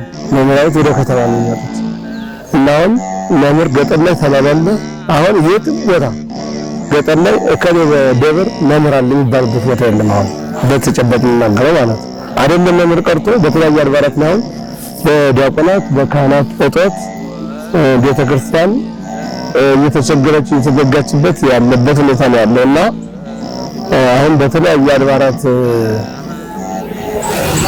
ያሉ ደቀ መዛሙርት በቅርብ የሚማሩት ትምህርት በሰላማግን ወደ ከተማ ነው የሚፈልሱት። ወደ ከተማ ሲመጡ ደግሞ አሁን ከተማ ላይ ያሉ መምህራን የማስተማር ፍላጎት ያላቸው ግን ለማስተማር ተማሪ አብዝቶ ማስተማር የማንችልበት ምክንያት በተለይ በዋነኝነት ሶስት መሰረታዊ ችግሮች ናቸው ያሉት። አንደኛው ችግር የመጠለያ ቤት የለም። እርሱ ምንድነው ቀደም ሲል ደቀ መዛሙርት ቤት ለመስራት ወጣ ብለው እንጨት ቢሰብሩ ሳር ቢያጭዱ በዘመኑ የከለከሉ ሳይኖር እንደው የለመነ ሁሉ ይሰጣቸው ነበር። አሁን ላይ ግን አንዲት እንጨት መቁረጥ የሰውት እንደመቁረጥ ቁጥር ነው የሚቆጠረውና ለምሳሌ እንኳን ለጉባኤ ላይ አሁን በቅርብ በዛሬ 3 ዓመት አካባቢ ተንቀሳቅሰው እንጨት ወደ ዳገቱ ሰብረው መጥተው አንድ ጎጆ ሰርተው ባለቤቶቹ መጥተው ቤቱን ጎጆውን ያፈረሱበትና ምን ተከስሼ ገንዘብ የከፈልኩበት አጋጣሚ ነበር ማረሰው ማለት ነውና ያ የቀድሞ መረዳዳት ስለጠፋ አሁን የመጠለያ ሲቸገሩ በየመቃብር ቤቱ ስናደርጋቸው የመቃብር ቤቶቹ ባለቤቶች መቃብር ቤታችን ቆሸሸብን፣ ተቆፈረብን፣ ተበላሸብን የሚል በየጊዜው ቤቱታ ስለሚቀር ልጆቹ እየገቡ ሲመጡ የመኖሪያ ቤት ችግር እንደ ልብ ተማሪዎች እንዳንቀበል አድርጎናል። አንደኛው ትልቁ ምክንያት ማለት ነው። ሁለተኛው ምክንያት መቼም ሰው መሰረታዊ የሚባሉት አንድ ሰው ሲኖር ሶስት ነገሮች ናቸው፣ መጠለያ፣ ምግብና ልብስ ናቸውና የምግብ ሁኔታ ቀድሞ በእንተ ስማ ለማርያም ተብሎ እናቶቻችን አባቶቻችን ከኖረው ጋር ተያይዞ ጥሩ ዘመን በነበረበት ሰዓት አንድ እንጀራ በወጥ የሚሰጥበት ዘመን ነበር። ያ ዘመን አለፈና አሁን ከተማሪ መብዛት የተነሳ ህዝቡም የመማረርና የመሰልቸት እንትን አለ። ከዛ ጋር ተያይዞ የተማሪ ፍሰትና የህዝብ ቁጥር አለመመጣጠን ሲመጣ የመጨረሻው አማራጫችን ምንድነው ያደረገው? ተማሪውን በደብሩ አቅም ልክ መመጠን ነው። አንደኛው ኮሚቴ የሚሰራ እየሰራ ያለው በተለይ የማመጣጠን ስራ በደብራችን ያለ ህዝብ ስንት ነው፣ ለዚህ ስንት ተማሪ ይረቀዋል የሚለው ነገር አመጣጥነን በእያንዳንዱ ጉባኤ ቁጥር ሰጥተን አሁን በቁጥር ተረክቶ እየተሰጠ ያለው። ለምሳሌ ድጓ ቤት 50 ተማሪ ብቻ ነው የሚይዙት። አቋቋም ቤት 60 ተማሪ ብቻ ነው ያሉት። ቅኔ ጉባኤ ቤቱ 60 ተማሪ ብቻ ነው ያዘው። የቅዳሴ ጉባኤ ቤቱ 40 ተማሪ ብቻ ነው ያዙት። የንባብ ተማሪ 15 ነው ሲደመር ከ250 የማይበልጥ ማለት ነው። እነዚህም በደብራችን ያለው 9 እድር ነው። በ9 እድር አከፋፍለ በአንድ ተማሪ 4 መንደር ነው የደረሰው ማለት ነው። እንግዲህ እነዚህ የደረሱት መንደሮች በመሳም ለራቱ ሲኖራቸው ይሰጣሉ፣ ከሌላቸውም ጥሩ ያድራል ማለት ነው። ስለዚህ ያለው አማራጭ በዚህ አመጣጥነን በአቅማችን ልክ ለማያዝ ነው እንጂ ለማስተማር አንድ መምህር 1000 ተማሪ ማለት ይችላል፣ ማስተማር ይችላል። እርስ በርሱ የኛ ትምህርት ሀረምሩ ይማሩ በተዋረድ ስለሆነ የመማር ማስተማር አስቸግር ለማስተማር ግን ተማሪ እንድንመጡ የሚያደርገን ባንኩ ልክ ነው። የመኖሪያ ችግር፣ የምግብ ችግር፣ የልብስ ችግር ሲኖሩ የእነዚህን ችግር ለማመጣጠን ሲባል ተማሪውን እንድንቀንስ ተገደናልና እንደ ቁጥር ገድበው እያስተማር ያለበት ሁኔታ ነው ያለው ማለት ነው።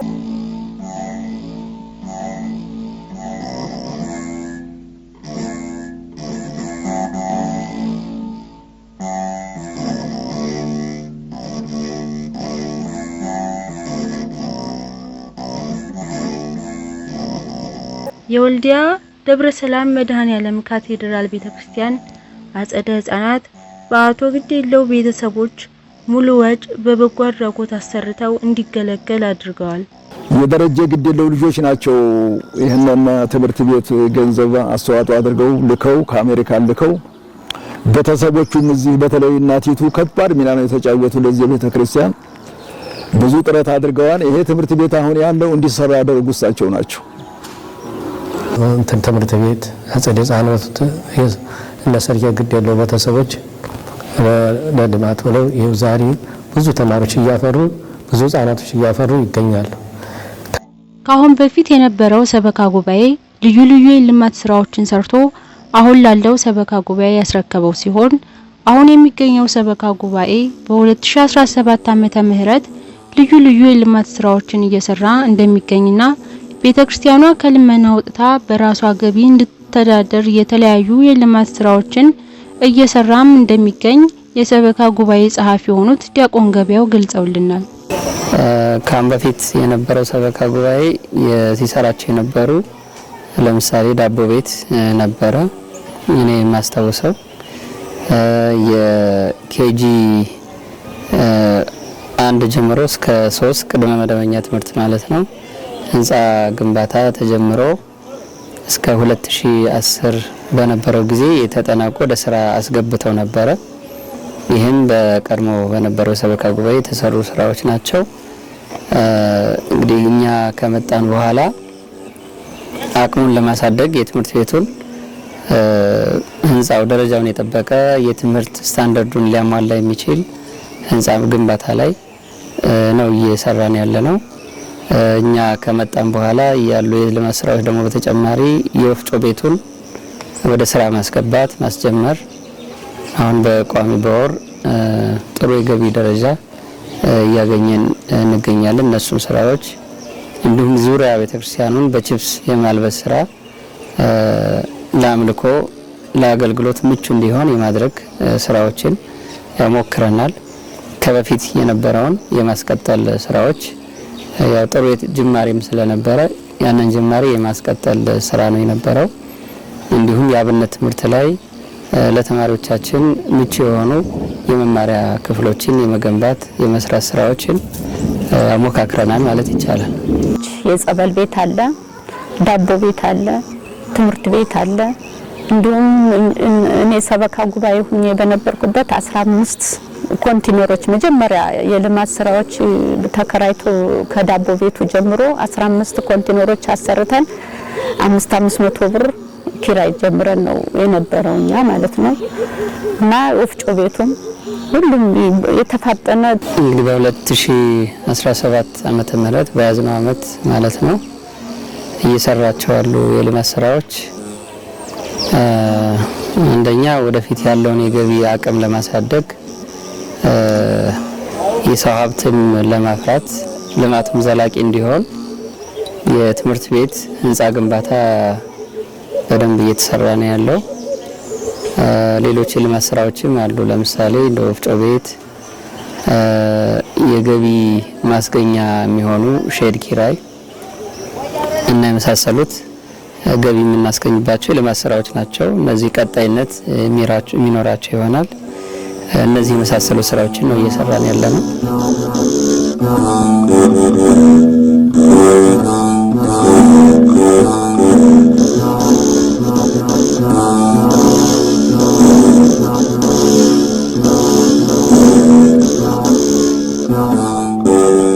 እንግዲህ እንደሚታወቀው የሰበካ ጉባኤው ዋናው ተግባሩ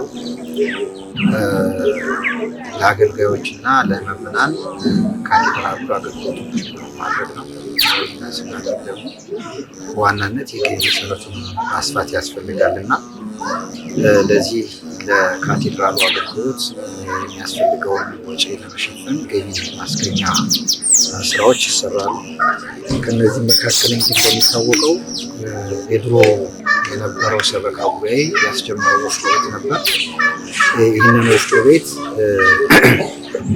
የመብራት አቅርቦትን በማሟላት አገልግሎት እንዲሰጥ የማድረግ ስራ ተሰርቷል። ከአገልግሎት መስጠት ባሻገርም የበለጠ ተደራሽ ለማድረግ የማዘመን ስራ የተሰራው ይህም ተጨማሪ ቋቶችን የማሟላት ተጨማሪ ክፍሎችን የመገንባት ነው። በጥቅሉ በአሁኑ ሰዓት 2 የእህል ቋት፣ 2 የሽሮ፣ 1 የበርበሬ እና እንዲሁም 2 ደግሞ የክክ የመከኪያ ቋቶችን በማሟላት አሁን ለምእመናን ሰፊ አገልግሎት እንዲሰጥ እየተደረገ ነው ያለው። ከዚህ በተጨማሪ ደግሞ የትምህርት አካዳሚ አለው። ይህ ትምህርት አካዳሚ 2 ዓላማ አለው። አንደኛ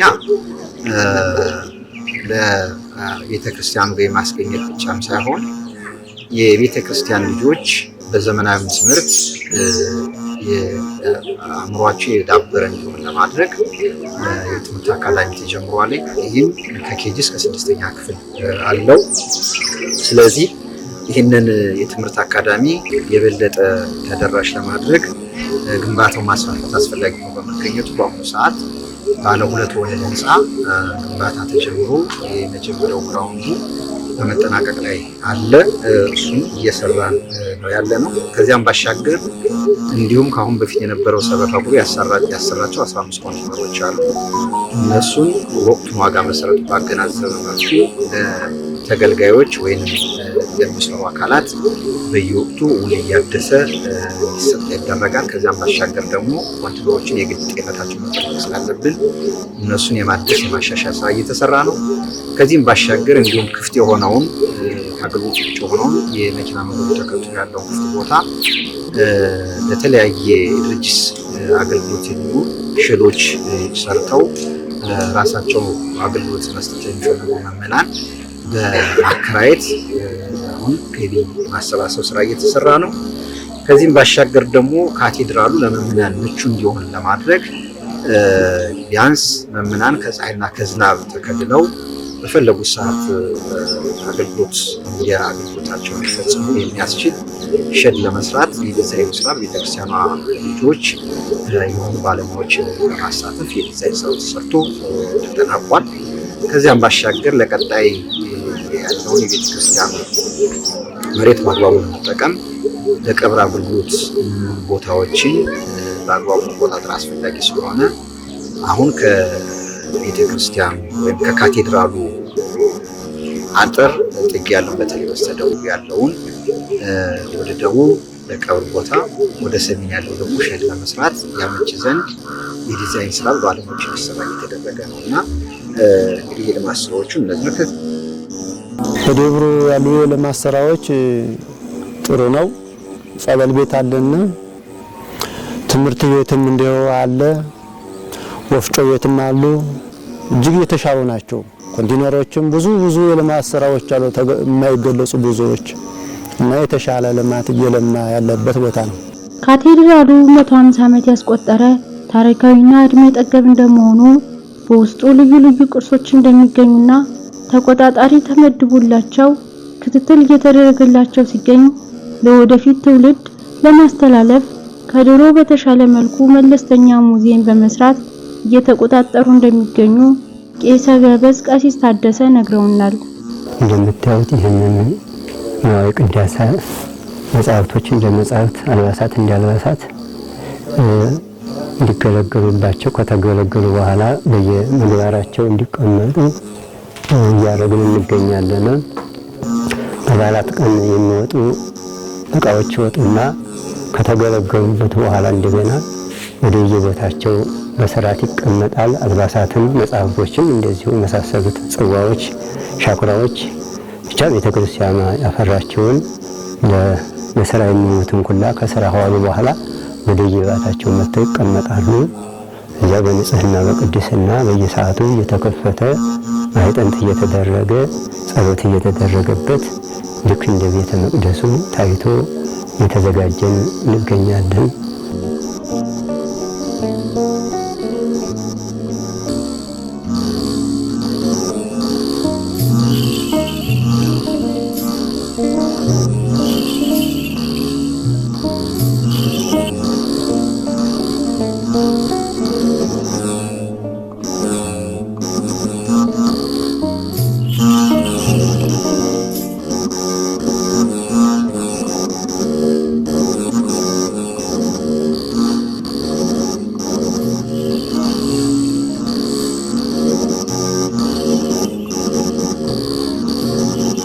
የምታዩት ክፍል የወልዲያ ደብረ ሰላም መድኃኔዓለም ካቴድራል ቅርስ ክፍል ነው።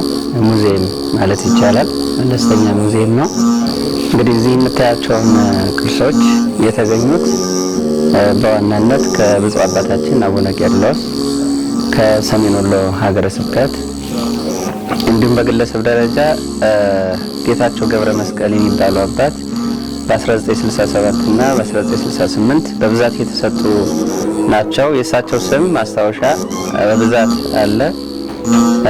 እንዲሁም ደግሞ በብዛት ከቀኛዝማች አሳይህኝ አዳል የተባሉ በ1969 የተሰጡ ብዙ መጻሕፍት፣ ብራናዎች፣ ቅርሶች አሉ። እንዲሁም በወቅቱ የካቴድራላችን አስተዳዳሪ በነበሩት በአባ ጢሞቴዎስም የእሳቸው ማስታወሻ አለ። እንግዲህ ለማየት ያክል ይሄ የምታዩት መዝሙረ ዳዊት ነው፣ የብራና ነው። አባቶቻችን ምን ያክል የደከሙበት ብራና ዳምጠው ቀለም በጥብጠው እንደዚህ ዘመን ተሻጋሪ የሆነ ቅርስ ያዘጋጃሉ። ይህንን ነው እንግዲህ በስጦታ ለቤተክርስቲያናችን የሰጡት። ለዚህ ውበት ያለው ሀረግ ያለው ነው። እንደዚህ ደክመው ዘመን ተሻጋሪ የሆነ ቅርስ ያዘጋጃሉ፣ ይሰጣሉ። እሺ ሌሎችም ብራናዎች አሉ። በጣም ትልቅ አለ። እዚህ ስንክሳር ነው ይሄ።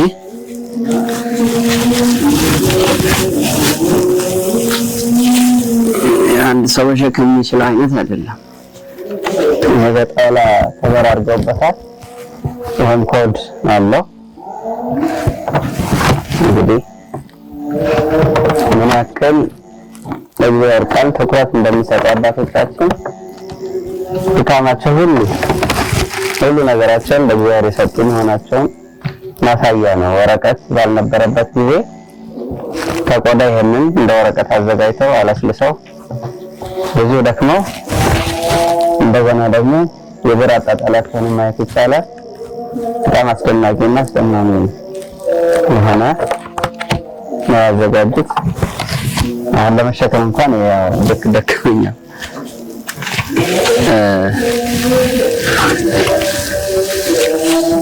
ይሄም ኮድ ናቸው። በቅርስ መዝገብነት የተመዘገቡ ናቸው። ከጊዜ ቆይታ እንደዚህ ሊሆኑ ችለዋል። የወልዲያ ደብረ ሰላም መድኃኔዓለም ካቴድራል ቤተክርስቲያን 38 አገልጋዮችና 41 ሰራተኞች በአጠቃላይ 85 አገልጋዮችን በቤተክርስቲያኗ የደሞዝ ስኬል መሰረት ቀጥራ አገልግሎቱን እያስኬደች እንደምትገኝ ለማወቅ ችለናል። እንግዲህ በደብሩ ውስጥ ያሉ አጠቃላይ አገልግሎትና ሰራተኞችን ስንመለከት በሁለት መልኩ ነው ከፍለን የምናየው። አንደኛ የቤተ መቅደስ አገልግሎት አለ። ሁለተኛ ደግሞ አሁን ቅድም እንደተቀመጠው የልማት ተቋማት ላይ ያሉ ሰራተኞች አሉ። ምክንያቱም ይህ ካቴድራሉ ናት ክፍያውን የሚፈጽመው እና በሁለት መልኩ ከፍለን ስናየው የቤተ መቅደሱ አገልጋዮችና ሰራተኞችን ስንመለከት እንግዲህ ከአስተዳዳሪው ጀምሮ አንድ የስብከተ ወንጌል ኃላፊ አለን። እንዲሁም ደግሞ 5 የጉባኤ መምህራን አሉ፣ አንድ መዘምር አሉን፣ አንድ ቄሰ ገበዝ፣ 9 ቀሳውስት፣ 9 ዲያቆናት እንዲሁም 2 ከበሮ መች፣ አንድ ንብረት ክፍል ነው የሚያገለግሉ ካህን አሉን። አጸባይ አንድ አለን፣ ቋሚ ጸሐፊ አንድ አለ፣ የዕለት ገንዘብ ተቀባይ አንድ፣ አቃቤት አንድ እና ጥበቃ 4 በድምሩ 38 የቤተ መቅደሱ አገልጋዮችና ሰራተኞች አሉ። ሁለተኛው በልማት ተቋማት የተሰማሩትን ደግሞ ስንመለከት አንደኛው ወፍጮ ቤት አለ። ወፍጮ ቤቱም ሰራተኛ ስለሚያስፈልገው በውስጡ እነዚህ የመፍጨት ፈጭታዎች ወይም ማሽኖች ኦፕሬት የሚያደርጉ ባለሙያዎች አሉ። አንድ መዛኝ፣ አንድ ተቆጣጣሪ እና 2 ጥበቃዎች አሉ። በጥቅሉ ወደ 6 አለን ወፍጮ ቤቱ ላይ። የትምህርት አካዳሚውን ስንመለከት ደግሞ አጸደ ሕፃናት እና የአንደኛ ደረጃ ብለን የለየናቸው የሁለቱ ተቋማት ርዕሳነ መምህራን አሉን። 2 መምህራን በጥቅሉ 25 አለን። ሞግዚት 3፣ ጸሐፊ 1፣ ንብረት ክፍል 1፣ ጥበቃ 4፣ ጽዳት 5 በድምሩ 41 ሰራተኞች አሉ። እንደ ጥቅሉ ካቴድራሉ የሚያስተዳድራቸው አገልጋዮችና ሰራተኞች በጥቅሉ 85 አገልጋዮችና አስተዳደር ሰራተኞች አሉ። ወደፊትም ልጆችን በተለያዩ ማህበራት፣ በሰንበት ትምህርት ቤት፣ በንስሐ ልጆች፣ በአብነት ትምህርት ቤቶች እንዲማሩ በማድረግ የቤተ ክርስቲያንን ተተኪ የሰው ኃይል ማፍራት እንደሚገባ፣ ቤተ ክርስቲያኑን ለአምልኮት እንዲመች የወደፊት ስራን እንሰራለን ሲሉ ዲያቆን ገበያው ገልጸውልናል። እሺ እንግዲህ ካቴድራላችን ከበፊት ከደብር ጀምሮ የነበረው አጠቃላይ ታሪኩን ወደ ኋላ መለስ ብለን እንዳየነው ወደ 150 ዓመት አካባቢ ይሆነዋል። ከ1870ዎቹ ጀምሮ ነው ታሪኩን እንዳየነው ታላላቅ ሰዎችን ጠይቀን እንደተረዳ ነውና ታላቅ ታሪካዊም እንደመሆኑ ምን ለመስራት ታስቧል የሚለው እንግዲህ ቤተክርስቲያን ትልቁ ድርሻዋ ልጆቿን በማስተማር ለክብር እንዲበቁ ማድረግ ነው። ለዚህም ካህናት አባቶቻችን ልጆቻቸውን በየሳምንቱ ሁሉም ተራ በሚደርሳቸው ወቅት በወር አንድ ጊዜ በቋሚነት እንዲያስተምሩ ልዩ ትኩረት እየተሰጠ ነው። ይሄ ዋና ስራችን ስለሆነ የሰው ኃይልን ምዕመናን ልጆቿን መንከባከብ ዋና ስራዋ ስለሆነ ይሄ ተጠናክሮ ይቀጥላል ማለት ይቻላል። ሌላው እንግዲህ ከሰው ኃይል አንጻር ትምህርት ላይ ትኩረት መስጠት አለብን ብለን እናምናለን። የሰው ኃይል ትምህርት ላይ ትኩረት መስጠት አለብን ስንል የአብነት ትምህርቱ ላይ የሚፈሩ ደቀ መዛሙርት ጥራቱን የጠበቀ እንደገና ደግሞ ምቹ አካባቢ የመማር ሁኔታ ያለው ሆነው ተመችቷቸው በተቻለ መጠን እንዲማሩ የማድረግ ሌላው በአካባቢ ያሉ በቤተክርስቲያናት ዙሪያ ያሉ ህፃናት፣ ወጣቶች ወደ ሰንበት ትምህርት ቤት መጥተው እንዲማሩ ሰንበት ትምህርት ቤትን የመደገፍ የማጠናከር የሰው ኃይል የምናፈራበት ትልቁ ምንጭም ስለሆነ ሌላው ቤተክርስቲያኗ ያላትን ይዞታ ለአምልኮ ምቹ እንዲሆን ማድረግ ማመቻቸት። እንግዲህ ቤተክርስቲያን በድንጋይ ነው የተሰራው። ጣራው ያው በኮርኒስ ዝግት ያለ ነው። እሱ ወደፊት መሻሻል ይኖርበታል። እሱን ታሳቢ ያደረገ ውስጡ በስዕላት የተሞላ ሆኖ ለአገልግሎት ለአምልኮ ምቹ እንዲሆን የማድረግ ስራ ይሰራል ብዬ አምናለሁ። ሌላው ደግሞ አንዱ የሰራውን ሌላው መጥቶ እንዳያፈርሰው አጠቃላይ የቤተክርስቲያኗ ይዞታ በማስተር ፕላን መጠናት አለበት። ለዚህም ደግሞ ለባለሙያዎች የቤት ስራ ተሰጥቷል። ይህንን ስራ እየሰሩ ነው። የት ቦታ ላይ የልማት ስራዎች ይሰራሉ፣ የት ቦታ ላይ መቃብር ቦታ ይሆናል፣ የት ቦታ አዳራሽ ይሆናል፣ የት ቦታ ላይ ክሊኒክ መሰራት አለበት የሚሉትን እንዲሁ በዘፈቀደ ከሚሆን በጥናት ተለይቶ ለወደፊትም አዋጭ በሆነ ስለዚህ ይሄ አዋጭ የሆነ ሀሳብ ስለሆነ ለባለሙያዎች ተሰጥቷል። ስራውን እየሰሩ ነው።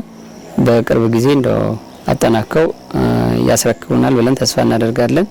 ትኩረት የምንሰጠው ስራ ነው። ይሄም ሌላው ዙሪያ ቤተክርስቲያኑን ለአገልግሎት ምቹ እንዲሆን ሼድ የመስራት ለምሳሌ በፀሐይ ወቅት እንዲሁም ዝናብ በሚጥል ወቅት ውስጡ ሰው ቢሞላ የት ሆኖ ነው አገልግሎቱን ማግኘት የሚችለው? ስለዚህ በአጥሩ ጥግ ሆኖ ዝናብ ሳይመታው ፀሐይ ሳያገኘው አገልግሎቱን የሚያገኝበት ሁኔታ እንዲኖር እሱም ታሳቢ ይደረጋል። እንደምታውቁት እናንተም ቤተክርስቲያኑ ዙሪያው ከቺፕሱ ውጭ ያለው አቧራ ነው። እሱ በተቻለ መጠን በቴራዞን የሚነጠፍበት አቧራ እንዳይኖር ለአገልግሎትም ጉባኤም ሲኖር ሰው ቁጭ ብሎ መማር እንዲችል እሱን የማመቻቸት ስራ እንሰራለን ብለን ተስፋ እናደርጋለን።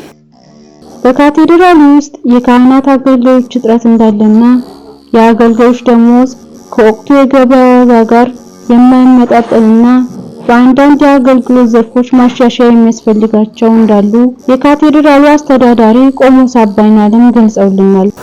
አንዱ የካህናት አገልጋዮች እጥረት አለ በበጀት ምክንያት። ስለዚህ ያነ የገቢ መጠናችን ከፍ እያለ በሚሄድበት ሰዓት ላይ ያንን ማሟላት ይጠበቅብናል። በዚያው ልክ ደግሞ ደሞዙም እጥረት ማለት አነስተኛ ነው። ያው የጊዜውን የኑሮ ውድነት ሊሸፍን አይችልም። ስለዚህ ያንንም ማሻሻል ያስፈልጋል። በትምህርት ቤቱ ዙሪያ ደግሞ አሁን ያለው ኬጂና አንደኛ ደረጃ ትምህርት ቤት ነው። ያንንም ማሳደግ ያስፈልጋል። ብዙ ስራ የሚጠይቅ ነው። ስለዚህ ያንን ማሳደግ ይገባል። በአብነት ትምህርት ቤት ዙሪያ አሁንም ኮሚቴ አለው፣ ራሱን የቻለ የሚከታተል አካል አለው በኮሚቴ ደረጃ። በዚያ በኩል ያለውንም ማሻሻል ያስፈልጋል። የሚስተካከለውን ማስተካከል ያስፈልጋል። ቋሚ የቢሮ ሰራተኞች የሉትም። በተመራጮቹ በሰበካ ጉባኤ ተመራጮቹ ብቻ ነው የሚሰራው። እነሱ ደግሞ ያው በየ3 ዓመቱ ይቀየራሉ። ስለዚህ ያንን ምርጫው ወደ ማይቀር ነው፣ የታወቀ ነው። ነገር ግን ቋሚ የአንዲት አጥቢያ ቤተክርስቲያን ቋሚ ጸሐፊ፣ ገንዘብ ያዥ፣ ሂሳብ ክፍል፣ መዝገብ ቤት፣ ቁጥጥር እንደዚህ መሳሰሉት ያው ቃለ ዓዋዲው መመሪያ መሰረት ያስፈልጋል። እነዚህን ቀስ በቀስ ወደፊት መሟላት አለበት ካቴድራሉ። ሌላው የሳይት ፕላን በዚህ በአዲሱ የካዳስተር ሳይት በዚያ ገና ነውና እሱም ሰበካ ጉባኤውና የአገር ሽማግሌዎች ጉዳዩን እየተከታተሉት ነውና እንዲሰጠን ያንን ህጋዊ የአንዲት ቤተክርስቲያን ህጋዊ ይዞታ ለማረጋገጥ የግድ የጊዜው አስፈላጊ ነገር ስለሆነ እሱን ተከታትሎ ያንን በእጇ ማድረግ አለባት ቤተክርስቲያን። እነዚህና የመሳሰሉት ነገሮች ይቀራቸዋል። እነሱን ወደፊት በዚህ መንገድ ለማሟላት እንሞክራለን። የፈለገ ሰላም ሰንበት ትምህርት ቤት በአውደ ምህረትና በአደባባይ በዓላት ላይ ስርዓቱን በጠበቀ መልኩ በድምቀት እንዲከበሩ በማድረግ ልዩ ልዩ መርሃ ግብሮችን በማካሄድ ጉባኤ በማዘጋጀት ምዕመናንን እያስተማረ እንደሚገኝ የፈለገ ሰላም ሰንበት ትምህርት ቤት ሰብሳቢ የሆኑት አቶ ሙልጌታ ዱባለ ገልጸውልናል። ፈለገ ሰላም ሰንበት ትምህርት ቤት በደብሩ ውስጥ ያለው ስታፌ አመታዊ በዓል ሲኖር የአውደ ምህረት ዝግጅቶች ሲኖሩ ከደብሩ ሰበካ ጉባኤ ጋርና የስብከተ ወንጌል ኃላፊዎች ጋር በመነጋገር ልዩ ልዩ መርሃ ግብሮችን እናቀርባለን። እነሱም ኪነ ጥበባዊ ስራዎች፣ የመዝሙር እናቀርባለን። አንዳንድ መምህራኖችን ጋብዘን አውደ ምህረት ላይ እንዲያስተምሩ እናደርጋለን። በእለቱም ከሰኞ እስከ እሁድ ባሉት ቀናቶች ጉባኤ ፊልጶስን አርብ ደመቅ ባለ ሁኔታ ላይ እናከብራለን። ለሰንበት ትምህርት ቤቱ የስብከተ ወንጌል የሚሰጠው እኛ በምንጠይቀው ሁሉን ነገር እስከሚያሟላልን ድረስ እንኳን እያሟላልን ባያሟላልንም ግዴታችን ነበር። እሱ በሚጠይቀን መንገድ ደግሞ በምንችለው መልኩ ሰዎች ነንና ካልደከም አልችል ካላልን በቀር ሙሉ የሰንበት ትምህርት ቤቱ አገልግሎት የኛ አገልግሎት ስለሆነ የነገዋን ቤተክርስቲያን የሚረከቡ ልጆችን የምናተርፍበት ስለሆነ መልካም ግንኙነት አለ። የመጀመሪያው አገልግሎትን የሚያቀናው ግንኙነታችን ነው። ስለዚህ የሁለታችን ግንኙነት ስማችን ካልሆነ በቀር ሌላው አንድ ነን። ሰንበት ትምህርት ቤቱ እኔም እንደራሴ አድርጌ የምሰራው ነው። ስብከተ ወንጌሉንም ሰንበት ትምህርት ቤቱ እንደራሱ አድርጎ የራሱ ስራ አድርጎ የሚሰራው ስለሆነ ከሌሎች ቦታዎች የተሻለ በብዙ ቦታ ስላገለገልኩኝ ከሌሎች ቦታዎች የተሻለ ግንኙነት አለን። ከሌሎች በተሻለ እንወያያለን። ከሌሎች በተሻለ ስራ እየሰራን ነው። በተለይ አሁን ላይ ባለው ስርዓተ ትምህርት አሁን ቤተክርስቲያናችን ነገ የምትቀጥልበትን ልጆቻችንም የሰንበት ትምህርት ቤት አባላት ከመዝሙር ብቻ የተሻለ መሰረተ ሃይማኖትን ያወቁ ሆነው እንዲሄዱ። ምክንያቱም ሰንበት ትምህርት ቤት ማለት የበዓል ቀን የሚዘምር ማለት አይደለም። እንደ ጠቅላላ የቤተክርስቲያን ዘብ ነው። በጥያቄ የሚመጣውን በጥያቄ የሚመልስ፣ በዝማሬ የሚመጣውን በዝማሬ አገልግሎት የሚሰጥ፣ በቤተክርስቲያን አገልግሎት ሁለንተናውን ስራ የሚሰራ ሰንበት ትምህርት ቤት ነው። ምናልባት እንኳን ገብቶ ከመቀደስ ውጭ ያለውን ስራ ያ ማለት ክህነት ስለሚያስፈልገው ነው። እንደውም እዚህ ልዩ የሚያደርገው አብዛኛው የሰንበት ትምህርት ቤት አባላት ዲያቆናት ናቸው። ስለዚህ ይቀድሳሉ። የቤተክርስቲያን ልማት ካለ ይሰራሉ። የሰው ልማት ካለ ይሰራሉ። ዝማሬ ካለ ይዘምራሉ። ማስተማር ካለ ያስተምራሉ። ከሌሎች ቦታ በተሻለ እዚህ ሰንበት ትምህርት ቤት ላይ የተሻለ ከቤተ መቅደሱ ውስጥ እስከ ውጭ ድረስ ያለ አገልግሎት ይሰጣሉ። በዚህም መሰረት አሁን ለሚሰጠው ስርዓተ ትምህርት ቤተክርስቲያን እንድትቀጥል የሰንበት ትምህርት ቤት ልጆቻችንም ከዚህ በተሻለ እንዲጠረክሩ ስርዓተ ትምህርት ተቀርጿል። በሱ ስርዓተ ትምህርት አሁን ደግሞ በሰፊው አገልግሎት ከስብከተ ወንጌል ኮሚቴው ጋር ወይም ደግሞ ከስብከተ ወንጌል ክፍሉ ከኔ ጋር ማለት ነው እየተወያየን ሰፊ አገልግሎት እየሰጠን ነው። ወደ 5 አይነት ክፍል ከፍለን የሰንበት ትምህርት ቤት አባላትን ማለት ነው እድሜያቸውን መሰረት ያደረገ የዘመናዊ ትምህርት ኤጃቸውን መሰረት ያደረገ ሌሎችንም ያደረገ ሰፊ አገልግሎት እየተሰጠ ይገኛል። ሰንበት ትምህርት ቤቱ ከደብሩ ሰበካ ጉባኤ ጋር እጅና ጓንት በመሆን መንፈሳዊ አገልግሎቶችን እየሰራ እንደሚገኝና አባላቱ የወደፊት የቤተ ክርስቲያን ተተኪ አገልጋይ እንዲሆኑ የአብነት መምህር በጋራ በመቅጠር የጋራ በሚያደርጋቸው አገልግሎቶች ላይ አብረው በመስራት ላይ እንደሚገኙ ነግረውናል። ደስ የሚል ያው እጅና ጓንት ሆነን እየሰራን እንገኛለን።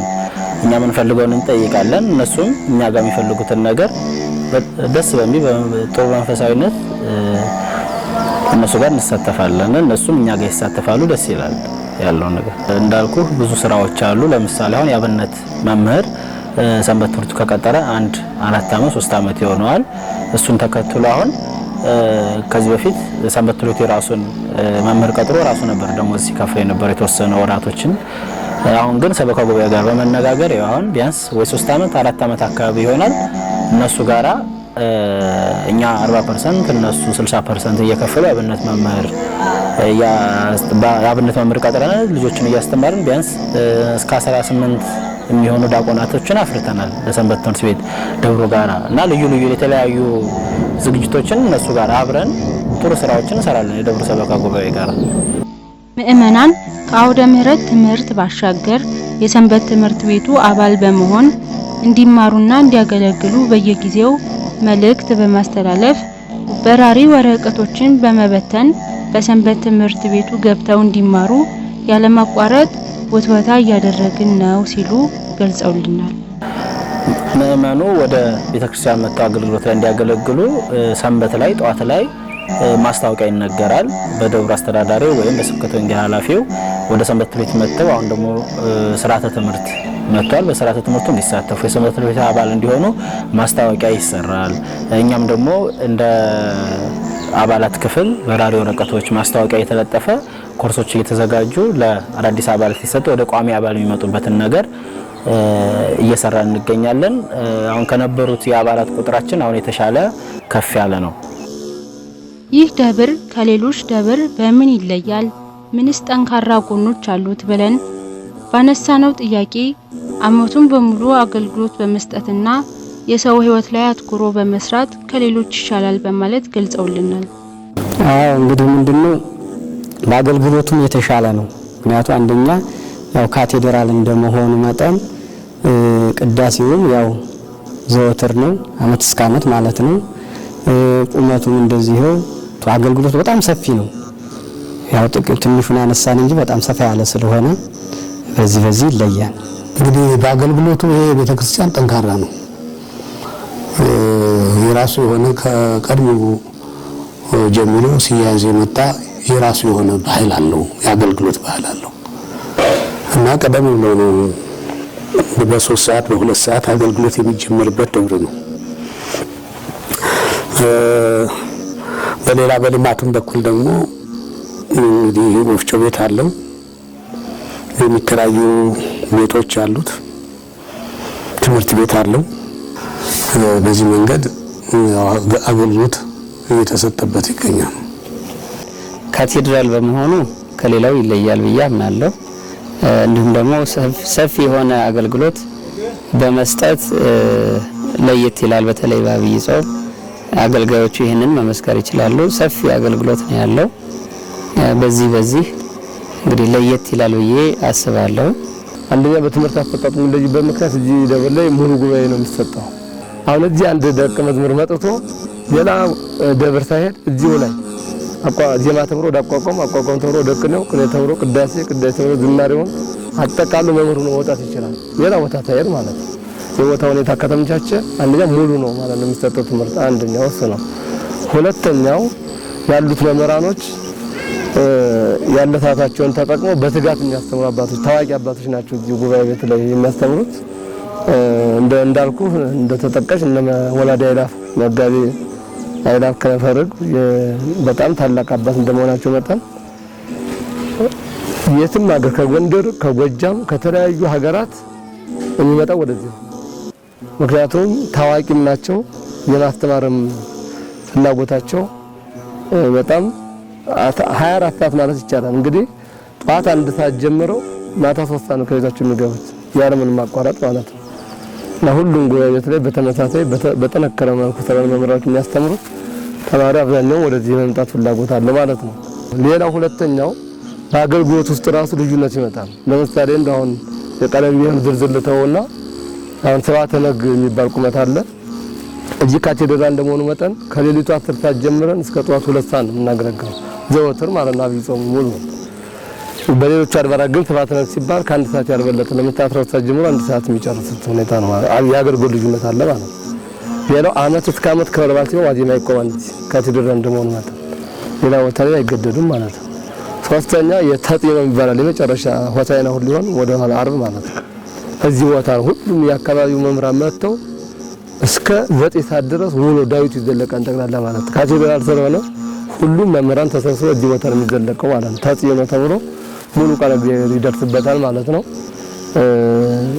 ሌላው የቅዱስ ዮሐንስ ዋዜማ ሙሉ የ6 ሰዓት አገልግሎት የሚሰጠው እዚህ ደብር ብቻ ነው። ሌላ ቦታ ላይ ተሰጠ። ለምን ካቴድራል ስለሆነ ማለት ነው። ስለዚህ ካቴድራል ሲባል በአገልግሎቱ ከሌሎች አድባራት የተለየ እንደሆነ ይታወቃል። በዛ ልኩ እየተገለገለ ነው ማለት ነው። ይሄ ደብር ከሌሎቹ አድባራት ይሻላል። ምክንያቱም ከዚህ ዞን ውጭም ከዚህ ሀገረ ስብከት ውጭም ሰርቻለሁ። በዚህ ሀገረ ስብከትም በልዩ ልዩ አድባራት አገልግያለሁ። ምንም ትንሽ እድሜ ቢሆንም ይበቃል። የሰውን ጸባይ ለመታዘብ የሚሆን ለአገልግሎት እንቅፋት አይደለም። ያንድ ወር ያንድ ቀንም መልካም ግንኙነት አለመኖር አገልግሎትን ያጓተታል። ስለዚህ ከዚህ ደብር የተሻለ እውነት ለመናገር ከሰበካ ጉባኤው ጀምሮ የተሻለ ነገር አለ። እዚህ ደብር ምንም የሚመሰከረው እውነታም ስለሆነ አብዛኛው አድባራት ላይ እንደው ከሰበካ ጉባኤው ብነሳ የሰው ቦታ ላይ ትንሽ ወረድ ያለ ነው። ምክንያቱም እንደ ገቢ ምንጭ ላይ እንጂ የሰው ገቢ እንደ ገቢ አይቆጠርም እና እንደ አብራር ከደብር አለቃው ከደብር አስተዳዳሪው ከአባታችን ከመላከ ምሕረት እስከ ሰበካ ጉባኤው ድረስ ቅድሚያ ለሰው ነው የሚሰራው። ከዚህ አንፃር ከሌሎቹ ለየት የሚያደርገው እዚህ ቦታ ላይ ቅድሚያ የሚሰጠው የሰው ስራ ነው። የሰው ስራ ነው። ወደ ምሕረት ላይ በወር አንድ ቀን ብቻ ነው ገቢ እንኳን የምንጠይቀው። ያ ማለት ቤተክርስቲያኒቱ ስላላት አይደለም ስላለው አይደለም ባዶ ነው። እውነት ለመናገር በገቢ ደረጃውን በስም ደረጃ ትልቅ ነው ካቴድራሉ ይህ ነው። በገቢ ደረጃ ግን አሁን ያለው ገቢ ትንሽ ነው። ለምን ስልሽ ሲባል ከህዝቡን ከማሳቀቅ የተነሳ ከልመና ወደ ኋላ ብለናል። ህዝቡም ስላልገባው ካልተለመነ መስጠት እንዳለበት ስላላወቀ ማለት ነው። ስለዚህ ማድረግ ያለብን ካሁን በኋላ ተለምኖ ሳይሆን አውቆ እንዲሰጥ ማድረግ በሁሉም ቤተክርስቲያን ሊሰራ ይገባል። ከዚህ በተሻለ የመጀመሪያው የሰበካ ጉባኤው እና ከደብር አለቃው ጀምሮ የሚሰጠው ከሌሎቹ ይለየዋል። የሰው ስራ ላይ የሰው ግንባታ ላይ አትኩሮ ስለሚሰራ ከሌሎቹ ይለየዋል። ቆሞስ አባይን ዓለም በሰበካ ጉባኤው በሰንበት ትምህርት ቤቱና በአገልግሎቱ አሁን ላይ ጥሩ በሚባል ደረጃ እንደሚገኝና ወደፊትም ከስከዛሬው የተለየ ለውጥ በማምጣት በህይወትና በልማት ስሙን የሚመጥን ደብር ለማድረግ እየሰሩ እንደሚገኙ ገልጸውልናል። ደብር በአሁኑ ሁኔታ በጣም ጥሩ ነው። ሰበካ ጉባኤዎቹ ቤተክርስቲያን ልጆች ናቸው። በትክክል ራሳቸው ሰርተው የሚያሰሩ ናቸው። ቤተክርስቲያኒቱ በገንዘብ ብቻም ሳይሆን በእውቀትም የሚያገለግሉ ናቸው። በታማኝነትም ያገለግላሉ እና አሁን በሌላ አካባቢ ያለው እንደምንሰማው አይነት ነገር የለም። እዚህ አካባቢ ሰላም ነው እና ጥሩ በሰበካ ጉባኤው በኩል ጥሩ አያያዝ ነው ያለው። ካህናቱም ደህና ነው እና ጥሩ ሁኔታ ይገኛል ማለት ነው ደብሩ።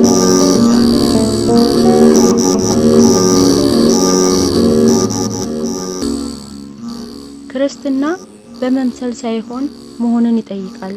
በእግዚአብሔር ሕግ መኖር ይገባናል። አስራት በኩራት የእግዚአብሔር ነውና እግዚአብሔርን ለእግዚአብሔር መስጠት አለብን። ከልምድ ክርስትና መውጣት ይኖርብናል።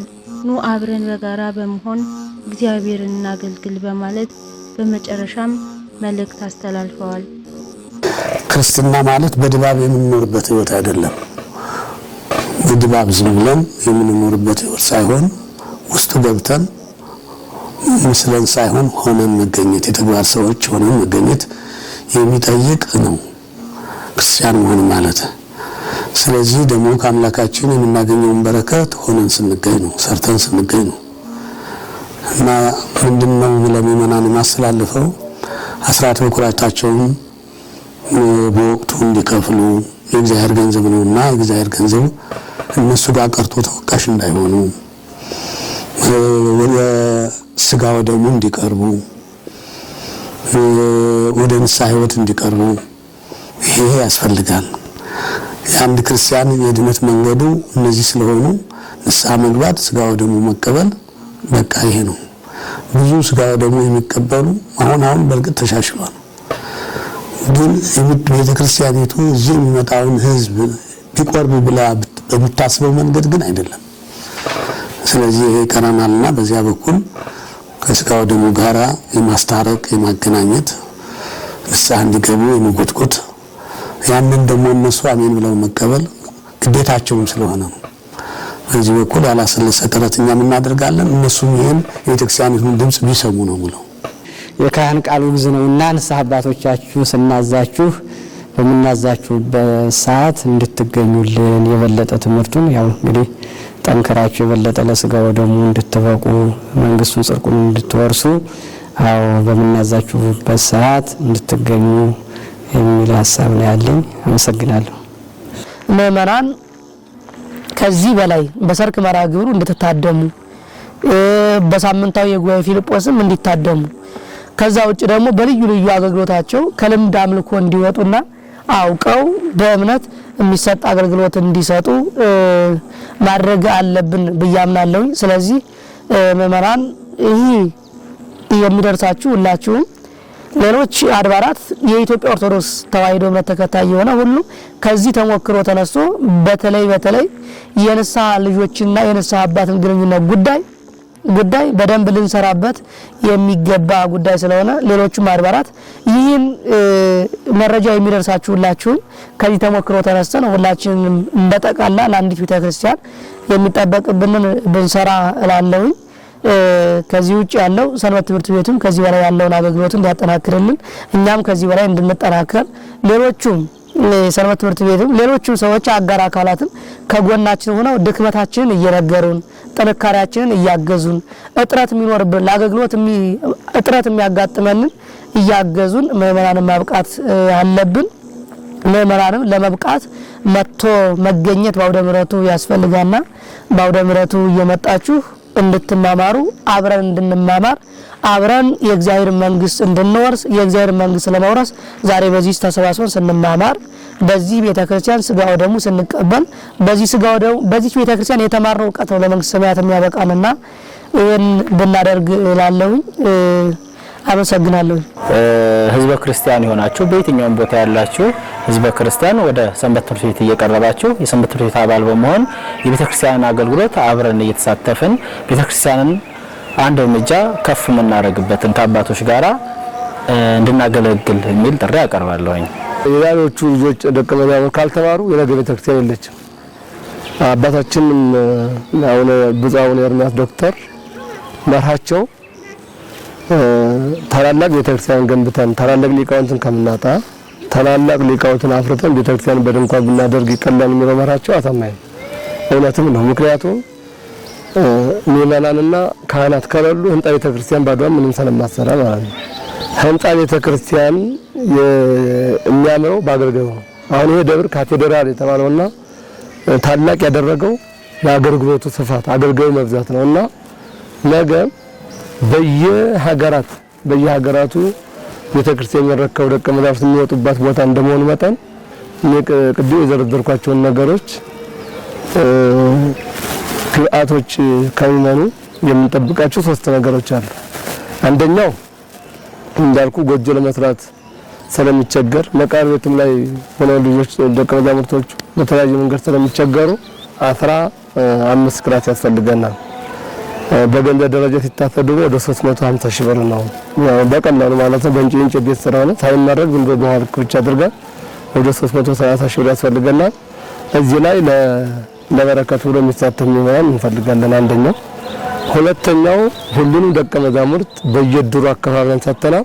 እንደ ልጆቻቸው አድርገው ነገ የዛሬ ልጆቻቸው ነገ አባቶቻቸው ናቸውና ነገ አባቴ የሚላቸውን ዛሬ ተንከባክበው እንዲያሳድጉ በተሰጣቸው ልክ ተንከባክበው ያገኛትን አብረው ተካፍለው እንዲበሉ ይሄን ማደራ ነው የምንለው።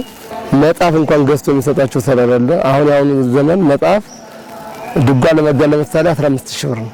አንድ ድጓ ተማሪ 15 ሺህ ብር ለመሙላት አንድ ዓመት ሸቅሎ ነው የሚገዛው። ጊዜውን ያባክናል ማለት ነው። እና አንዳንድ በጎ አድራጊዎች በእውነት የናግዘውን አንበባለፈው እንትኑ አውጥተናል። የሚያስፈልጉ እንደኛ ጉባኤ ቤት እያንዳንዱ አስበን ወደ 150 ሺህ ብር ያስፈልገናል።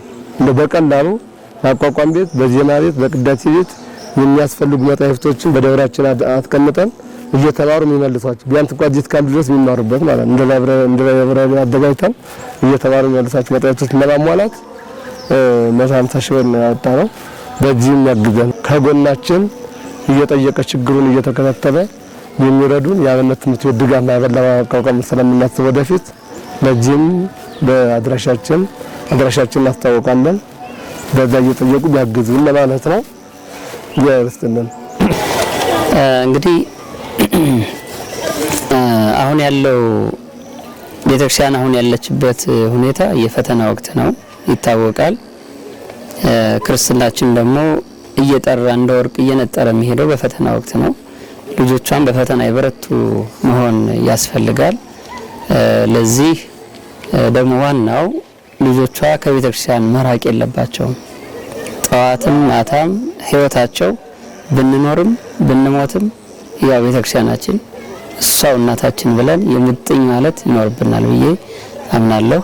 ከሷ ጠዋትም ማታም እንዳንለይ አስራት በማውጣት እንደ ሁሉ ጊዜ ቤተክርስቲያን እጆቿን ለልመና መዘርጋት የለባትም። ልጆች እያሏት ጥላ መዘግዘቅ የለባትም። ስለዚህ በልጆቿ ቀና ብላ እንድትሄድ አስራት መክፈልን መለማመድ መቻል አለብን። ይሄ መጽሐፋዊ ነው፣ አምላካችንም ያዘዘን ነው። ስለዚህ ለቤተክርስቲያናችን እንቆማለን ካልን ይህንን ማድረግ ይኖርብናል ብዬ አምናለሁ። እንግዲህ መጨረሻ መልእክት ይሄ ነው። አመሰግናለሁ።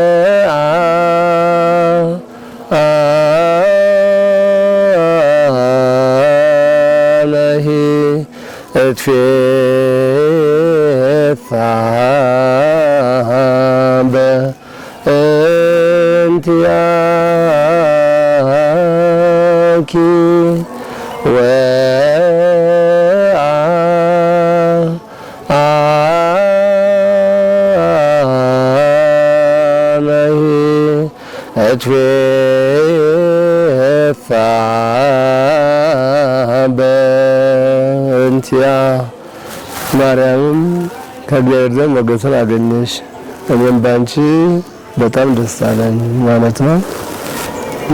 እመቤታችን ከምስጋና ይብዛልን። ያው ጾም ነው አሁን ያለንበት ጊዜ። አንዲት መዝሙርልና እችን ነው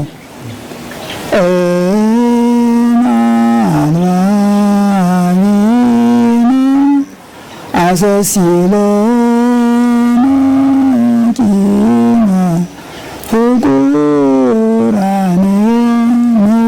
ጾም ወንድሞቼ ሆይ ከልቡናችን ቂም በቀልን ክፉ ነገርን አስወግደን እግዚአብሔር የሚጠላውን ስራ ሁሉ አስወግደን ጾምን እንጹም እያለ ነው ቅዱስ ያሬድ የሚያስተምረን እና ስለዚህ ሁላችንም ቂም በቀልን ክፉ ነገርን አስወግደን ጾሙን ጾመን ለትንሣኤው እንዲያደርሰን የሚለውን በዚህ ጨርሳለሁ።